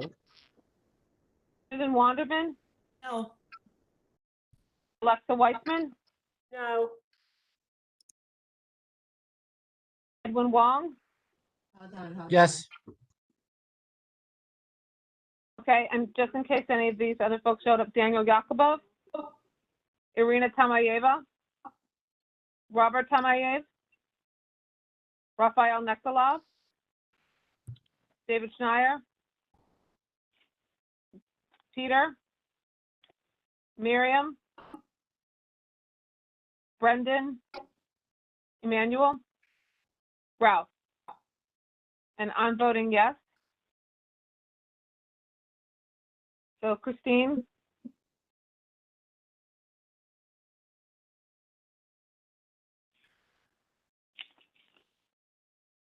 Okay, the motion passed, 20 yes, 12 no. 20 yes, 12 no? Okay. Thank you. Thank you so very much. Are there any other questions from the floor before we move on to the next committee report? I see no questions. Keith, thank you for your report tonight. And thank you to all of you who came tonight to speak on behalf of the project at 57 and Weatherall. We appreciate your time and thank you for the informative discussion. Have a great evening. Thank you, Chair. You too. Thank you. Thank you, everyone. Thank you. Welcome. Okay, next up, Consumer Affairs. Elizabeth Newton, do you want to walk us through? Yeah, good evening, everybody. But before I start, I just want to say a very quick words to Gail. I don't see her there, but I just wanted to say thank you very much. You were very kind and supportive when I became the chair of the Consumer Affairs and Economic Development Committee, as well as joining the community board prior to becoming a chairperson, and you will be missed. Your knowledge and your compassion and your kindness. So thank you. So this is going to be a very quick report. We have one renewal and we have 3 new applications. One of the new applications is really not a new application. It's a change of ownership. So I'm going to go through the renewal first, Heather, if that's okay with you. Perfectly fine. Okay. Thank you. So the renewal application is from Levi Premium Food Service at Forest Hill Stadium, and they're located at 6950 Burn Street in Forest Hills. And as you all may know, that they provide food services as well as wine, beer, liquor to the Forest Hill Stadium. And there have been no negative or adverse reports about their services. And the committee, a quorum of the committee, voted yes to approve their renewal application. Now I'm going towards to the new applications. Now, one of the new applications, the licensee, the applicant withdrew the application. We don't have a name, just an address, 9831 Metropolitan Avenue. That application was withdrawn. So that leaves us with 2 remaining applications, and I'm sorry, give me 1 second. I think I picked up the wrong one. Okay. Okay, so Star Siam, and it's a Thai kitchen, and they're located at 10318 Metropolitan Avenue here in Forest Hills. And this is a change in ownership only. So I had an opportunity to go to the restaurant. It's a small Thai restaurant on Metropolitan Avenue between 71st Drive and 72nd. Avenue. It's on the opposite corner of the OBA. You guys are familiar with OBA in Forest Hills on Austin Street. They also have a restaurant there on Metropolitan. So it's on the opposite corner. And I had to, when I walked in, they were setting up for lunch, and I was able to speak to one of the experienced servers there.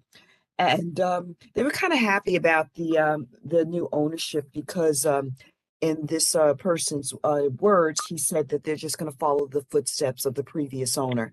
So it seemed like a nice place, and that's pretty much it for that one. And the committee approved or voted to approve their new application.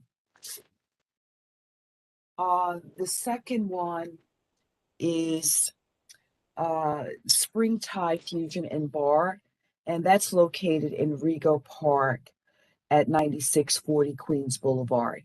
And this is a new application with a subcategory of a temporary retail permit. And I'll tell you a little bit about that in a second. The committee voted to approve their application. So, and I believe it was late last year, Governor Hochul signed a new piece of legislation which would allow restaurants, bars, taverns, pubs, wherever you buy liquor and food, to apply for what's called a temporary retail permit. And so what is that? What does that do? That allows a restaurant, a bar, a tavern to apply for their full state liquor application with the opportunity to get a temporary retail permit that would allow them to serve liquor until the completed application is finalized, and they get that from the state liquor application. And so they can apply for the temporary permit to serve alcohol while the license application is being processed. And this temporary permit is processed within 30 days. So the turnaround is really fast, which is what the really good thing about this. They can process it, the state liquor application, if they approve it. They will process it within 30 days, and the organization or the restaurant bar would be able to sell liquor until the completed full application is finalized. And that temporary application is valid for up to 90 days. So I noticed when I got the applications that they were different from what we were used to looking at. And so I called up Christine, of course, and I said, hey, what's going on here? And then I did a little bit of research, and this is what the governor has allowed. And it seems to help a lot of organizations or establishments because there's such a backlog in processing the new applications. So what they must do, the applicant must notify the community board that they are applying for a temporary retail permit. While we do not vote on that, that is strictly, it's a hearing is held, an administrative law judge will decide whether they grant them the establishment of temporary retail permit. They must inform us, and we just vote on the complete application as we have normally done. So that's new stuff going on. That went into effect January of this year. My report is complete. Elizabeth, thank you. That was really, really helpful. And it is good. Thank you for following up. It's good that we have the wonderful staff at the office that we have. Okay, we're going to take a vote tonight, just as we always had on the liquor licenses and the renewals at the same time. It'll be a yes for, it'll be a vote for the new and then a vote for the renewal. So yes, yes, yes, no, no, no. If you have to not vote, if you could let us know, that would be helpful. So I'm going to start off with Michael Arcadi. Yes, yes. Right. Anisia Ione? Yes, yes. Thank you. Kavish? Yes, yes. Howard? Yes, yes. Sheridan? Yes, yes. Alexander Cohen? Yes, yes. Okay, Latrice David. Double yes. All right. John Daraszewski. Yes to both. All right. Alejandra Diaz-Houston. Yes to both. Okay. Keith Engel. Yes and yes. Okay.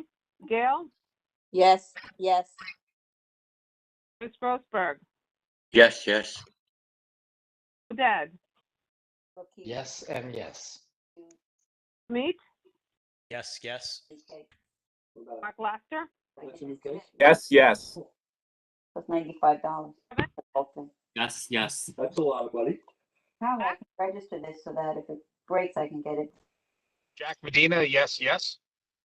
Okay, thank you. Dr. Renee.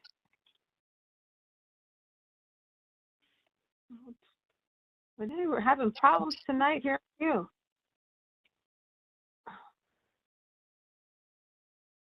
Trying to find you, Dr. Renee. Okay. Dr. Renee, I don't see you on the screen, so we'll move on. Stephen Metz. Aye. Okay, thank you. Pat Morgan. Yes, twice. Great. Elizabeth. Yes, yes. Tanya. Yes, yes. Mary. Yes, yes. Gladys. Gladys. Yes, yes. Okay. Herb. Yes, yes. Jane. Yes, yes. Teresa. Yes, yes. Martha. Yes, yes. Wanderman. Yes, yes. Alexa Weitzman. Yes, yes. Edwin. Yes, yes. Okay. And I'm a yes, yes. Okay, so we're good. I'm also yes, yes. Renee. I'm sorry. Okay, great. Thank you so much. I've got to remember to turn my Alexa device off before I start meetings. Okay. All right. So that's the next step for Consumer Affairs. Thank you so much. Next up is our report for the Public Transportation and Transportation Committee report from Alejandra Diaz-Houston. Alejandra, the floor is all yours. Thank you. So at our last meeting of the Transportation Committee, we had 3 agenda items. One was a presentation by an organization called Circuit. I'll get to that in a moment. We had a very quick summary from our Accessoride subgroup. And we also talked about an additional study request on Kessel Street. So with regard to the Circuit presentation, Circuit is a company that they have electric vehicles, and their focus is on what they call the last mile, very local trips. They work with a range of other cities, in some cases working with business improvement districts, sometimes funded directly by a particular business. And in other cases, they actually contract with cities. And again, their focus is last mile shuttle service. So it's an all electric vehicle fleet. And the shuttles are either on demand, they can be shared, and in some cases it's a fixed route. In some cases, it's just a fixed boundary around which they'll focus their services. But it's a very flexible model, and so we had one of their co-founders present to just give us a general overview of what the organization does, or company, I should say, what the company does, and they had reached out to us because they were thinking that Forest Hills might be a good candidate for this type of additional service. They're thinking, or their proposal, they talked about how their vehicles might help to reduce the demand for parking. It might be a connector between the different shopping districts across our district, and also connections to the local transportation hubs. So, it was really just an introductory presentation, and they'd love to hear more from us in terms of any input we may have around the coverage area, what types of boundaries we would want to see, where we would want them to go, potential pickup sites, and of course, talking about potential funding sources. Because again, they have a very flexible model, and in some cases, they've worked directly with cities. And in other cases, they've worked with private entities that are funding, and in even more cases, they've also had a small fee for their service. So there are different ways that they can organize uh, their their model for the needs of different communities. So nothing to vote on with that, but it was just a very interesting presentation, an interesting concept. And I'd say overall, the Transportation Committee was really interested in how that might be an addition to the transportation options within the district. So I'll end there with regard to circuit. And as for the other two agenda items, we have an accessoride subcommittee that had its first meeting recently, and their focus is going to be on developing recommendations that the community board could then share with Accessoride. There have been a lot of complaints about service, particularly over these past 2 years, but for a while, some very long-standing issues with Accessoride services. So we wanted to just provide an opportunity to really organize our thoughts and provide some recommendations. So that work is underway. And then the last item on Kessel Street, you may recall that previously we had voted to request from the Department of Transportation a traffic reversal on a stretch between 75th Road and Union Turnpike to help in terms of the issue there was that cars were coming off of Union Turnpike very quickly. And so that traffic reversal is already underway. But this is an additional request that would be on Kessel Street. I should have mentioned that before. Kessel Street between Union and 75th. This study request would look at whether or not it makes sense to have Kessel Street, the remainder of Kessel Street, become a two-way road. And so we talked about this as a committee, and we also invited a few community members that live on Kessel Street to. The request came from someone one of our neighbors who lives on Kessel, and we had others from Kessel Street on viewing the meeting as well to provide some input. And I think it's too early to say if there really is consensus around the study request or around the potential benefits of a two-way street on Kessel.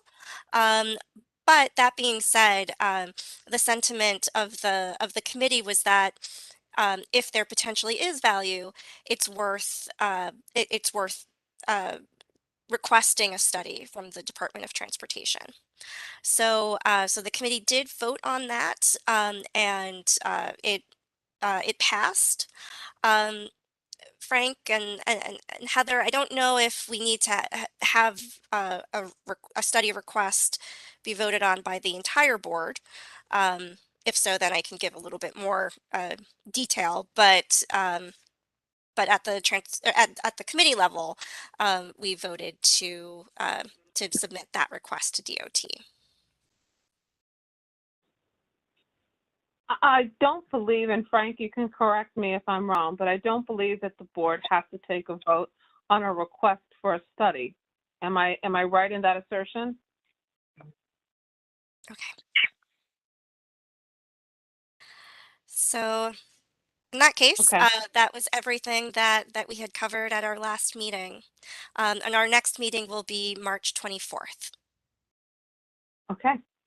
Thank you so much, Alejandra. Really Thank you. appreciate it tonight. Next up is Mark Laster with the Aging, Social Services, and Disabilities Report. So I have to follow up with Elizabeth. Gail, I'm really going to miss you. Gail, for those new to the board, when I first joined the board, Gail approached me and asked me to be co-chair with her of Aging, Social Service, and Disability. And it was just a pleasure to work with Gail over the past few years. People who know me know I have this kind of like, I have all these dreams, all these ideas. Gail, it was really great working with Gail because she really taught me how to keep things grounded and how to kind of go through the process. And I really needed to learn that. And I really owe that a lot to Gail. And I think she really helped this committee get much more active. And I really appreciate that. So I just had to say that and take this opportunity. I think this is the best opportunity to take it. Anyhow, so to get on to what we did this past month, if people remember last month, we had organized a presentation. We called it Let's Talk with Seniors and Teens, and it was very well received. I think the last time I checked, we've had over 1,000 views on Facebook. So we're now planning a follow-up, and the follow-up is we're going to take the same panelists that we had, among them was Gail, and we're going to then bring in a second set of male panelists, both younger men and older men. And we're going to have the first set of panelists interview the second set of panelists. And then we're going to, again, break out to a panel with all 12 of the panelists. And we're going to have a discussion about, since in the first panel, diversity, pretty much all 6 panelists agreed that one of the reasons they love this community is about diversity. So we're going to have a much more extensive conversation about what diversity is. And we're tentatively scheduled this for Thursday, March 31st at 6 p.m. And we've recruited the young people, the young men. We're having difficulty getting some older guys. So any of the older guys who might be on this call or who might be interested in being a panelist, please reach out to me. Because right now, we already recruited one panelist who happens to be the husband of one of the other panelists. So we've already got one gentleman. We need 2 more. So please, anybody on this call who identifies as an older gentleman and you'd like to join this panel, please let me know. So that's the first activity that the Aging, Social Service, and Disability Committee. I just want to also indicate this particular panel is being planned by multiple agencies. It's being planned by Aging, Social Service, Disability, and CB6, as well as the Education Committee of CB6. It's also being planned by the Education Committee of CB9, and we're also partnering with Queens Community House and Common Point Queens. So it's a way to kind of try to generate more interest and getting more people to come and pay attention to these to this discussion. So that's one activity.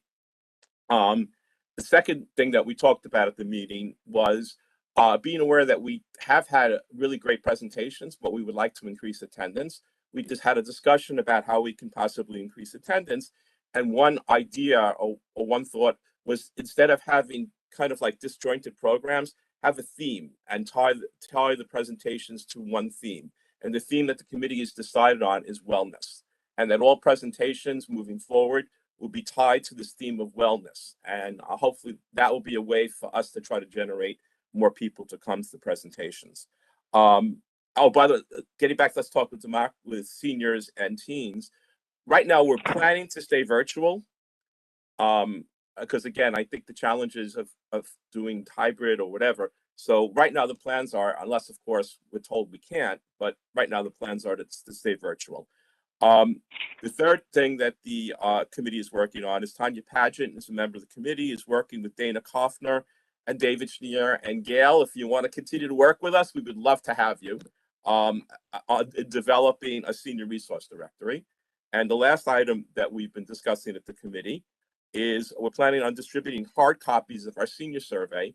And we have a number of volunteers from the committee who will then input it into our Google Doc.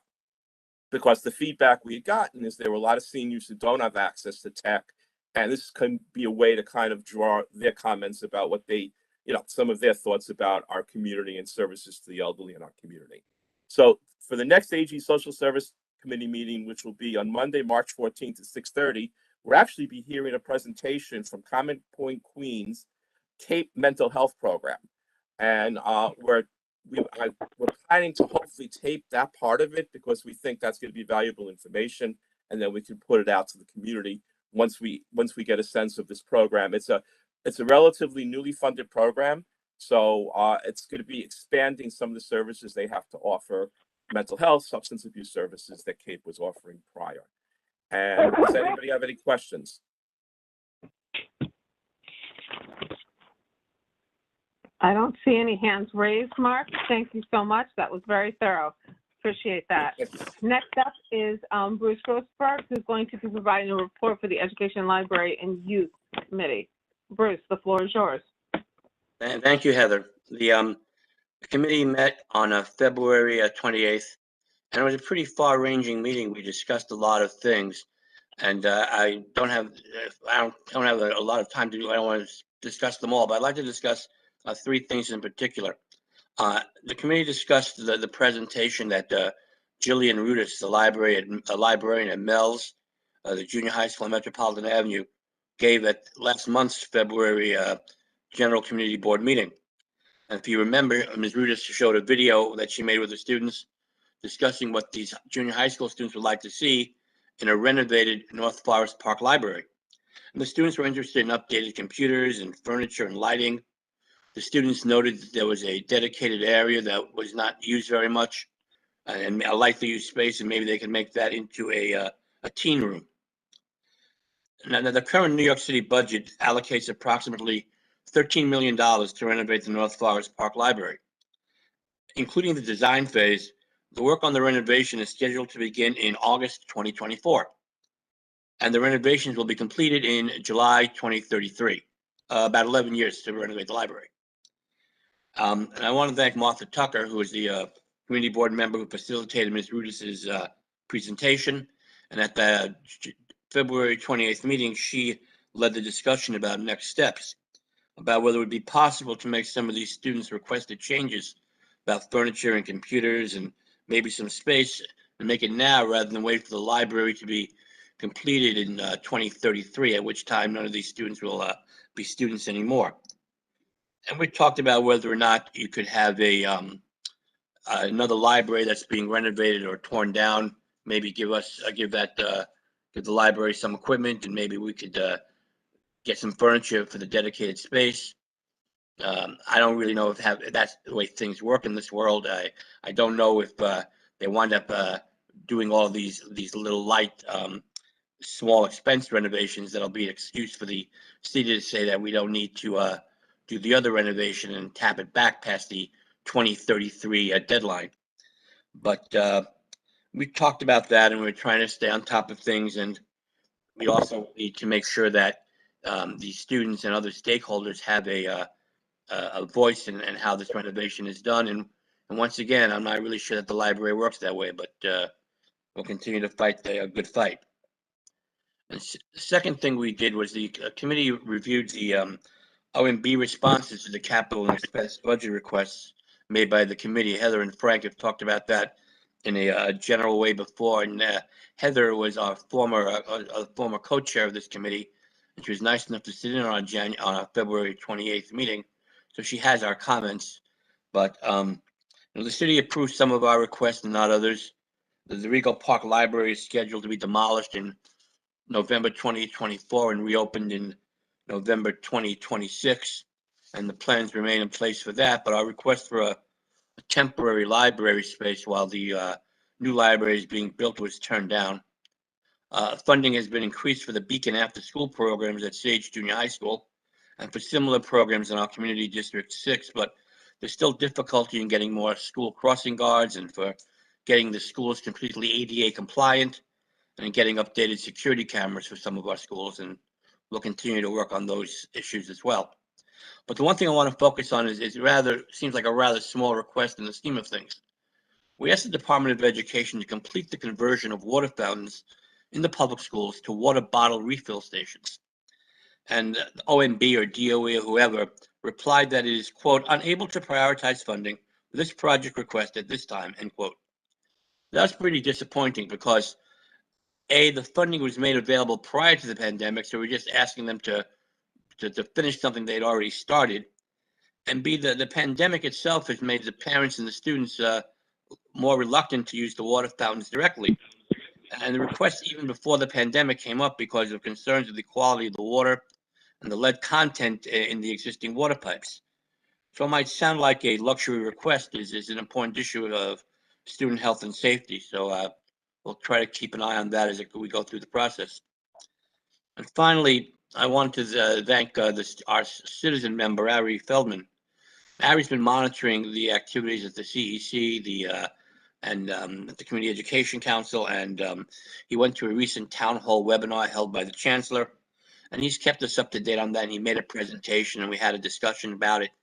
And it's too much to get into now, and I'm not really even sure it's community board business, but we discussed these buzzwords, the high school admissions process is changing, elimination of geographic priorities, the lowering of the screens into the screen programs, the gifted and talented programs in the elementary and junior high schools are turning into what they call the Brilliant NYC program.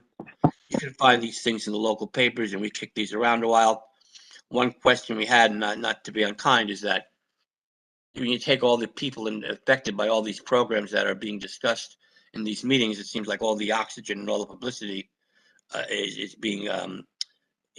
being focused on far less than the majority of the students of these schools. That's just an observation that we made, and I passed it off for what it's worth. And that's it. That's all I have tonight, and thank you for listening to me. Thank you so much, Bruce. I just want to say at this point in the meeting, for some of you tonight, because it's March and new applicants will be coming in April, tonight marks your last meeting with Community Board 6. And I just have to say to all of you, we are grateful for every minute that you have spent on this board in service to this community. We wish each of you the absolute best as you move on to whatever the next chapter is for you, and remind you that we are always here for you. As board members, you are, or as former board members, you will soon be, you know full well how we function, and we would love to have you continue to raise things to our attention that we don't see, because we have a very large community and we can't see everything. So please continue to engage with us as is appropriate, and we hope that you aren't strangers. So thank you all so very much. I want to now move on to the good and welfare portion of the meeting. And Heidi Chain was unable to be with us tonight. So on her behalf, I want to remind everyone about the March meeting of the 112th Community Council that will be on Zoom. It will be on March 16th at 7:30 p.m. You will RSVP to council112@yahoo.com. That's council112@yahoo.com. And there you can send your questions and RSVP to that meeting at that address. Also, as a reminder, Community Board 6 is one of many co-sponsors of the McDonald Park cleanup that is this Saturday. We are one of many sponsors with Assemblymember Hevesy and Councilmember Schulman to do cleanup at the park on Saturday starting at 10, weather permitting, because I'm seeing some rain. So keep your eyes out for that. And then lastly, just wanted to remind you all of two things. We sent out an email about some training coming up on the 29th and 30th of this month by the Department of City Planning.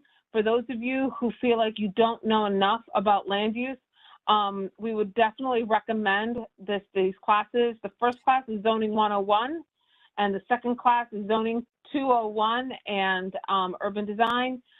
These have been very helpful. I took Zoning 101 before, found it tremendously helpful. Looking forward to taking Zoning 201 again. The trainings are on the 29th and the 30th of March, both in the evening, 6 to 9. I know it's a long time, but I think it will clear up a lot of maybe confusion that you have when we're dealing with land use, because it is such a dense piece of our work that we do here at the board. If you want to attend, the contact information was in the email that was sent out, but just for the record, it's kko@planning.nyc.gov if you want to RSVP. And then just as a reminder for those who haven't completed the 3-question survey we circulated about meetings going forward, please feel free to respond to that and get that done in the next couple of days. I would really appreciate that. Now, do any other board members have any good and welfare items to report this evening? It's funny you mentioned the survey, Heather, because that's what I was going to ask you about. Okay, About the results Latrice? of the survey. We're not done yet. I'm still collecting because I don't have enough responses yet. So once I do get enough, I will make sure to send an email to everyone so they know what the responses were. Thank you. You're welcome. Okay, so I see some hands up. I see Edwin. Oh, Edwin, I thank can't you, hear. Heather. Yeah, can you hear me? Thank Yes, you. I can hear you. Just like others have shared earlier, I just wanted to again thank Gail for everything she's done for the board, as well as for me personally, and welcoming me to the board when I joined, as well as the Forestalization Association and supporting that effort a few years back. So thank you, Gail, and thank the board too, the entire committee board before and now, because you have all been very supportive of the group. So with that said, I did want to invite everyone. The Forestalization Association is going to have a Women's History Month event at the end of the month on March 30th at 7 p.m. It will be via Zoom, and the focus is going to be on a Asian American woman suffragist. Her name is Mabel Lee, and they have actually a few years back they named the post office after her in Chinatown. So we're going to focus on her a little bit and talk about kind of the impact of some legislation on voting in terms of in general within the Asian American community. So that's March 30th, 7 p.m. Zoom. I just want to add on to what Heather said earlier about the park cleanup. In addition to people who come to the park cleanup, invite the kids, because students can actually get credit. So if they want to, I know that I've been to a couple of park cleanups before, and they've had students there, and they actually get credit for school. I just wanted to just remind everyone about that as well. So thank you. Welcome. Thank you. Alexa, I see your hand up. Yes, thanks, Heather. I'll also say that, Gail, I couldn't have done anything without you. But what I raised my hand for, and I hope that this is like an appropriate use of the time, but I've noticed that the city in general and our neighborhood in particular, if you've talked to me ever, you know it's just so loud with the honking and just like traffic noise. So we're all on edge, we're all frustrated. We all have to recognize that our neighbors have also been really frustrated, but if you're behind the wheel, just please refrain from sitting on your horn in intersections, and it would just improve the lives of the people in the apartments around you. So thank you. Have a good night, everyone. Thank you, Alexa. Next up is Kevin. Thank you, Heather. So the Queen's General Assembly launched a donation drive to collect medical supplies for Ukrainian families. It's actually identical to the NYPD drive. All going to the same place, and we're asking for first aid kits, bandages, gauze, tourniquets, and aspirin, acetaminophen, and ibuprofen. Those are the items that are being accepted. I mean, I personally have dropped off items at the 112 already, and so that's happening this week, and donations are being accepted until this Friday, March 11th. So thank you, and Gail, we're going to miss you a lot. Thank you so much, Heather. Thank you, Kevin. Next up, Mark Laster. I neglected to mention something when I did the Aging Social Service Disability Report, and I apologize for that. I want to mention it now. Latrice Davis has agreed to be the interim co-chair because we're having some changes in running the committee, and I really want to acknowledge that and thank Latrice for stepping up to be the interim co-chair until we get until we get a new group of people coming in, and then we have more permanent appointments. But I just wanted to acknowledge, thanks a lot, Latrice. So to go on now to what I put on my other hat, the Forest Hills Green Team is among one of those many sponsors of the McDonald Park cleanup that hopefully will happen this Saturday. So I just wanted to again invite people to come down.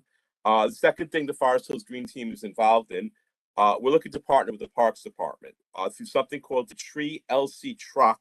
It's the exciting benefit of being a care captain, supporting your street tree stewardship event with mulch, tools, and supplies, and a parks stewardship team member to assist you, as well as outreach and registration help as needed. To be eligible for Tree LC Truck, we ask that you commit to recruiting 10 volunteers and planning your project to care for at least 10 street trees. This is something that the Forest Hills Green Team is hoping to organize. So again, if anybody in the room would be interested, or you know other people who would be interested in learning how to take care of street trees, please reach out to us. And then the third thing I just want to announce is that we'll be reopening our compost site on Sunday, April 3rd, in front of Common Point, Queens at 10 a.m. We can also use volunteers to assist us with this project. And just as a little enticement, I was able to reach out to Test and Trace, and they're going to be giving us some free COVID test kits. So when we open, we're planning to distribute those COVID test kits. And then this Sunday, members of the Forest Hills Green Team will be doing a presentation to 4th and 5th graders at the Reformed Temple of Forest Hills about what climate change is and what they could do about it. If anyone knows any schools who'd be interested in inviting us to do this presentation, please email the Forest Hills Green Team. And during this presentation from 9:30 to 3:30 at the temple, they're going to be organizing a blood drive. I'll share the flyer with the office, and hopefully that could be distributed to everybody. And then finally, I just want to give a shout out. I don't know if people are aware, yesterday there was a big lobby day that was organized by New York Renews, and we had a bus leaving from Richwood Savings Bank. And I actually stopped by because a couple people from the Green Team were going, and I noticed there were at least 35 to 40 young people there, and a lot of them actually went to Forest Hills High School. I just want to give a shout out because, again, we know that climate change is very challenging, and we know we got to do a lot on it, but I think it's great that young people are stepping up because, you know, just like we're going to hopefully work with them, but this is their future as well. So I just wanted to give a shout out to those Forest Hills High School students for spending the day lobbying in support of certain bills to fight back against climate change. Thank you. Thank you, Marcus. We have to keep moving on here. Next up is Stephen Metz. I just want to say Slava Vukani, and that's all. All right. I Thank you, have Stephen. something to say next. Okay, Howard, go ahead. Gail, it was wonderful knowing you. Good luck to you. I wish you good luck whatever you're going to do. And also let you know, P is in the hospital. I spoke to him tonight. Okay, next is Jean Silva. Yes, hi, everybody. I just want to remind you that Flushing Meadow Corona Park is open. It is the world's park. There's a lot of stuff that will be coming up, so you can check out websites. Also, the applications for your committees to be joining will be going out soon. And I hope a lot of people will sign up for the Parks Committee, especially if you have a park in your neighborhood that you visit or use, or you're there. I would love to have you on the Parks Committee group. Thank you. Welcome. Next up is Frank DeLucia.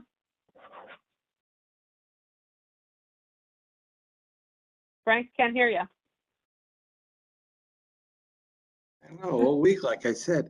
Anyway, thank you. I just want to remind everybody that on March 15th, the Governor Hochul will be sending down the new protocol for community boards.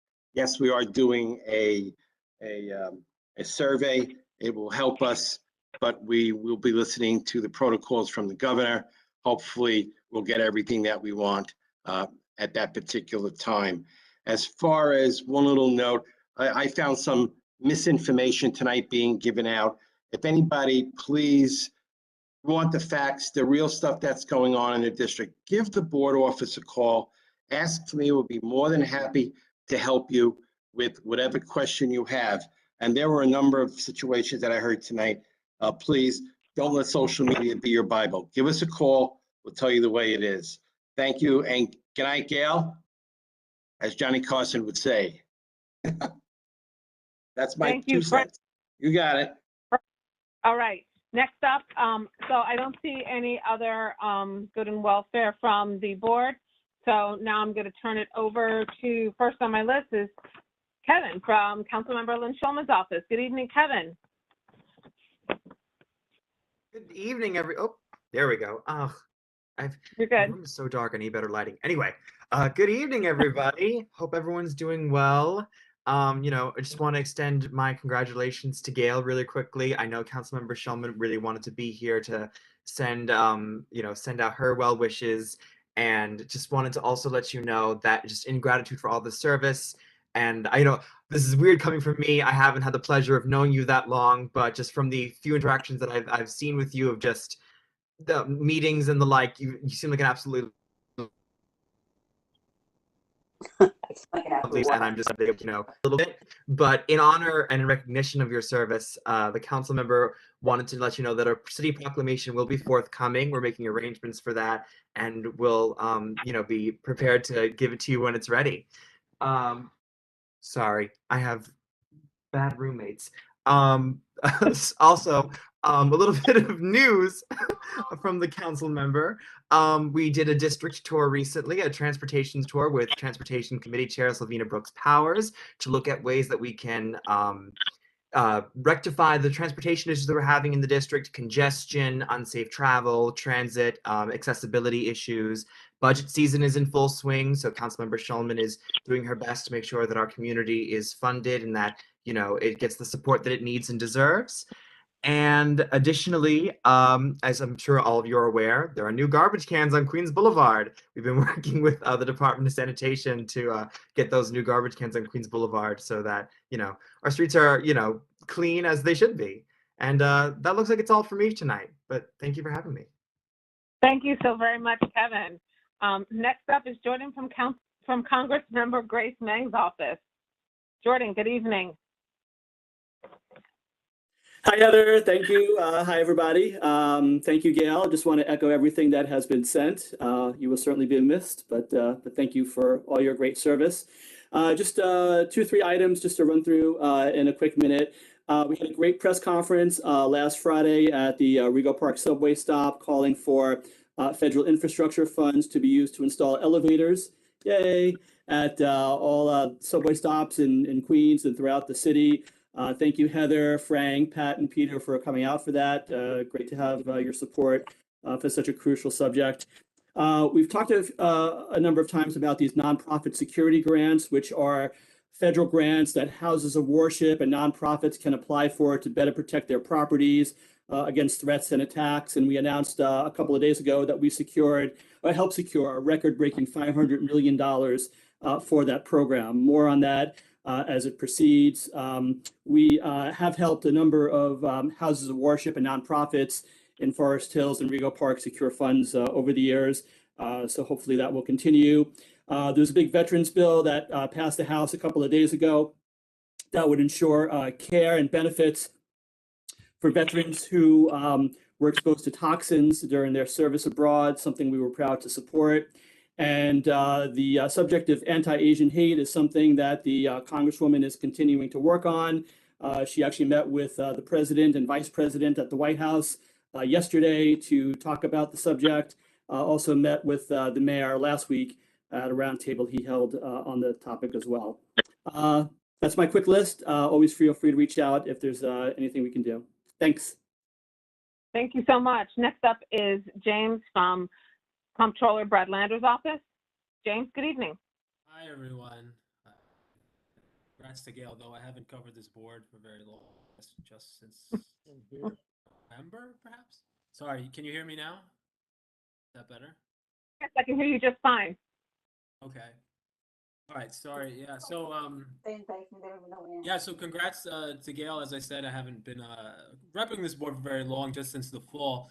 But I'm going to give you some updates from the office. I know I can't put them in the chat here, but I'll email them to the board so at least the board members can get it and you can promote it however else you wish. Firstly, the office has just created the City of New York COVID-19 Federal Stimulus Fund Tracker. So you can go on the website and the Checkbook NYC website and actually track how the government is, how our city government is doing in terms of spending all the money that the federal government has given us. We also are still doing the the monthly economic and fiscal outlook newsletter. It had been weekly under Controller Stringer for a while, but now we're sticking with the monthly format that we had been using towards the end of Stringer's administration. So if you need any info, want to see info about the fiscal conditions of the city, you can sign up for that. We have information like employment rate info, insurance claims, by industry, things about the real estate market, how things are going in terms of rental vacancies, asking rents, things like that. And then we also are starting to train the general public on how to use Checkbook NYC to actually understand how to track where the money's going, which companies are getting the contracts. Sadly, today, two of the events were today, but I'll send a link where you can sign up and get future notices if you want to learn how to actually use this website in a more effective way, right? This has been out since Controller John Liu was upgraded during Stringer, and now we're trying to make sure the public understands the website better, and so we can have some more transparency. And then lastly, we just did an audit of the Department of Consumer and Worker Protections over their handling of the price gouging that was occurring during the beginning of the pandemic. And essentially what we found was that they were unable to really handle it. They weren't equipped, and we put some recommendations on how to fix that. That's all. Thank you. Thank you so much. Appreciate it. Next up is Sean from Senator Dabo's office. Sean, good evening. Hey, how you doing, everybody? So like the senator said earlier, Gail, congratulations on everything. You put in so many years of selfless service to this neighborhood and this city. No one can thank you enough. Right quick for business, guys. The senator wanted to let you know he introduced a bill that would require Con Ed to give 60 days notice before increasing any of your bills. So we're going to keep an eye on that, and hopefully that gets through. Other than that, next week, St. Patrick's Day. So happy St. Patrick's Day to everybody. And if any of you speak the old tongue, La Folla Podrix on a Guich. All the best, guys. Thank you again. Thank you so much. Next up is Amparito Rosero from Queens, the Borough President's office. Good evening. Hi, good evening, everyone. I just want to wish Gail, although I have not really worked with her, I've been part of the board for about a year, but I would just like to wish you all the best and thank you for all the services and all the times that you have spent helping your community. So thank you very much. It's not an easy feat. So thank you very much. I just have two announcements. The BP also launched a donation drive to collect medical supplies for the Ukrainian families in need. There is a drop-off box in the lobby of Borough Hall if anyone would like to donate. It's really important. The medical supplies are so badly needed. So please, if you can, please donate. And also, the Borough President will hold a Women's Her Story Month celebration on Wednesday, March 16th at 6 p.m. and it's going to be via Zoom. Thank you very much. Thank you so much. And then Tara Chester from the DA's office. Tara? Good evening, everyone, and also congratulations to you, Gail.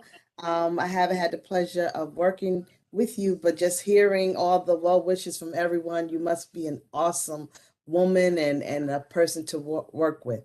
So all the best to you. I just have a few announcements.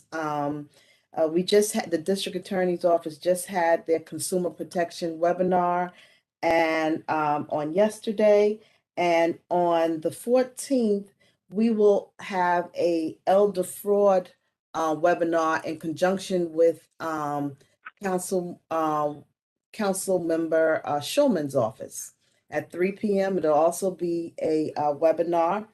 Then also on the 16th at the precinct council meeting, the 112th precinct council meeting, we will be doing a presentation on elder fraud.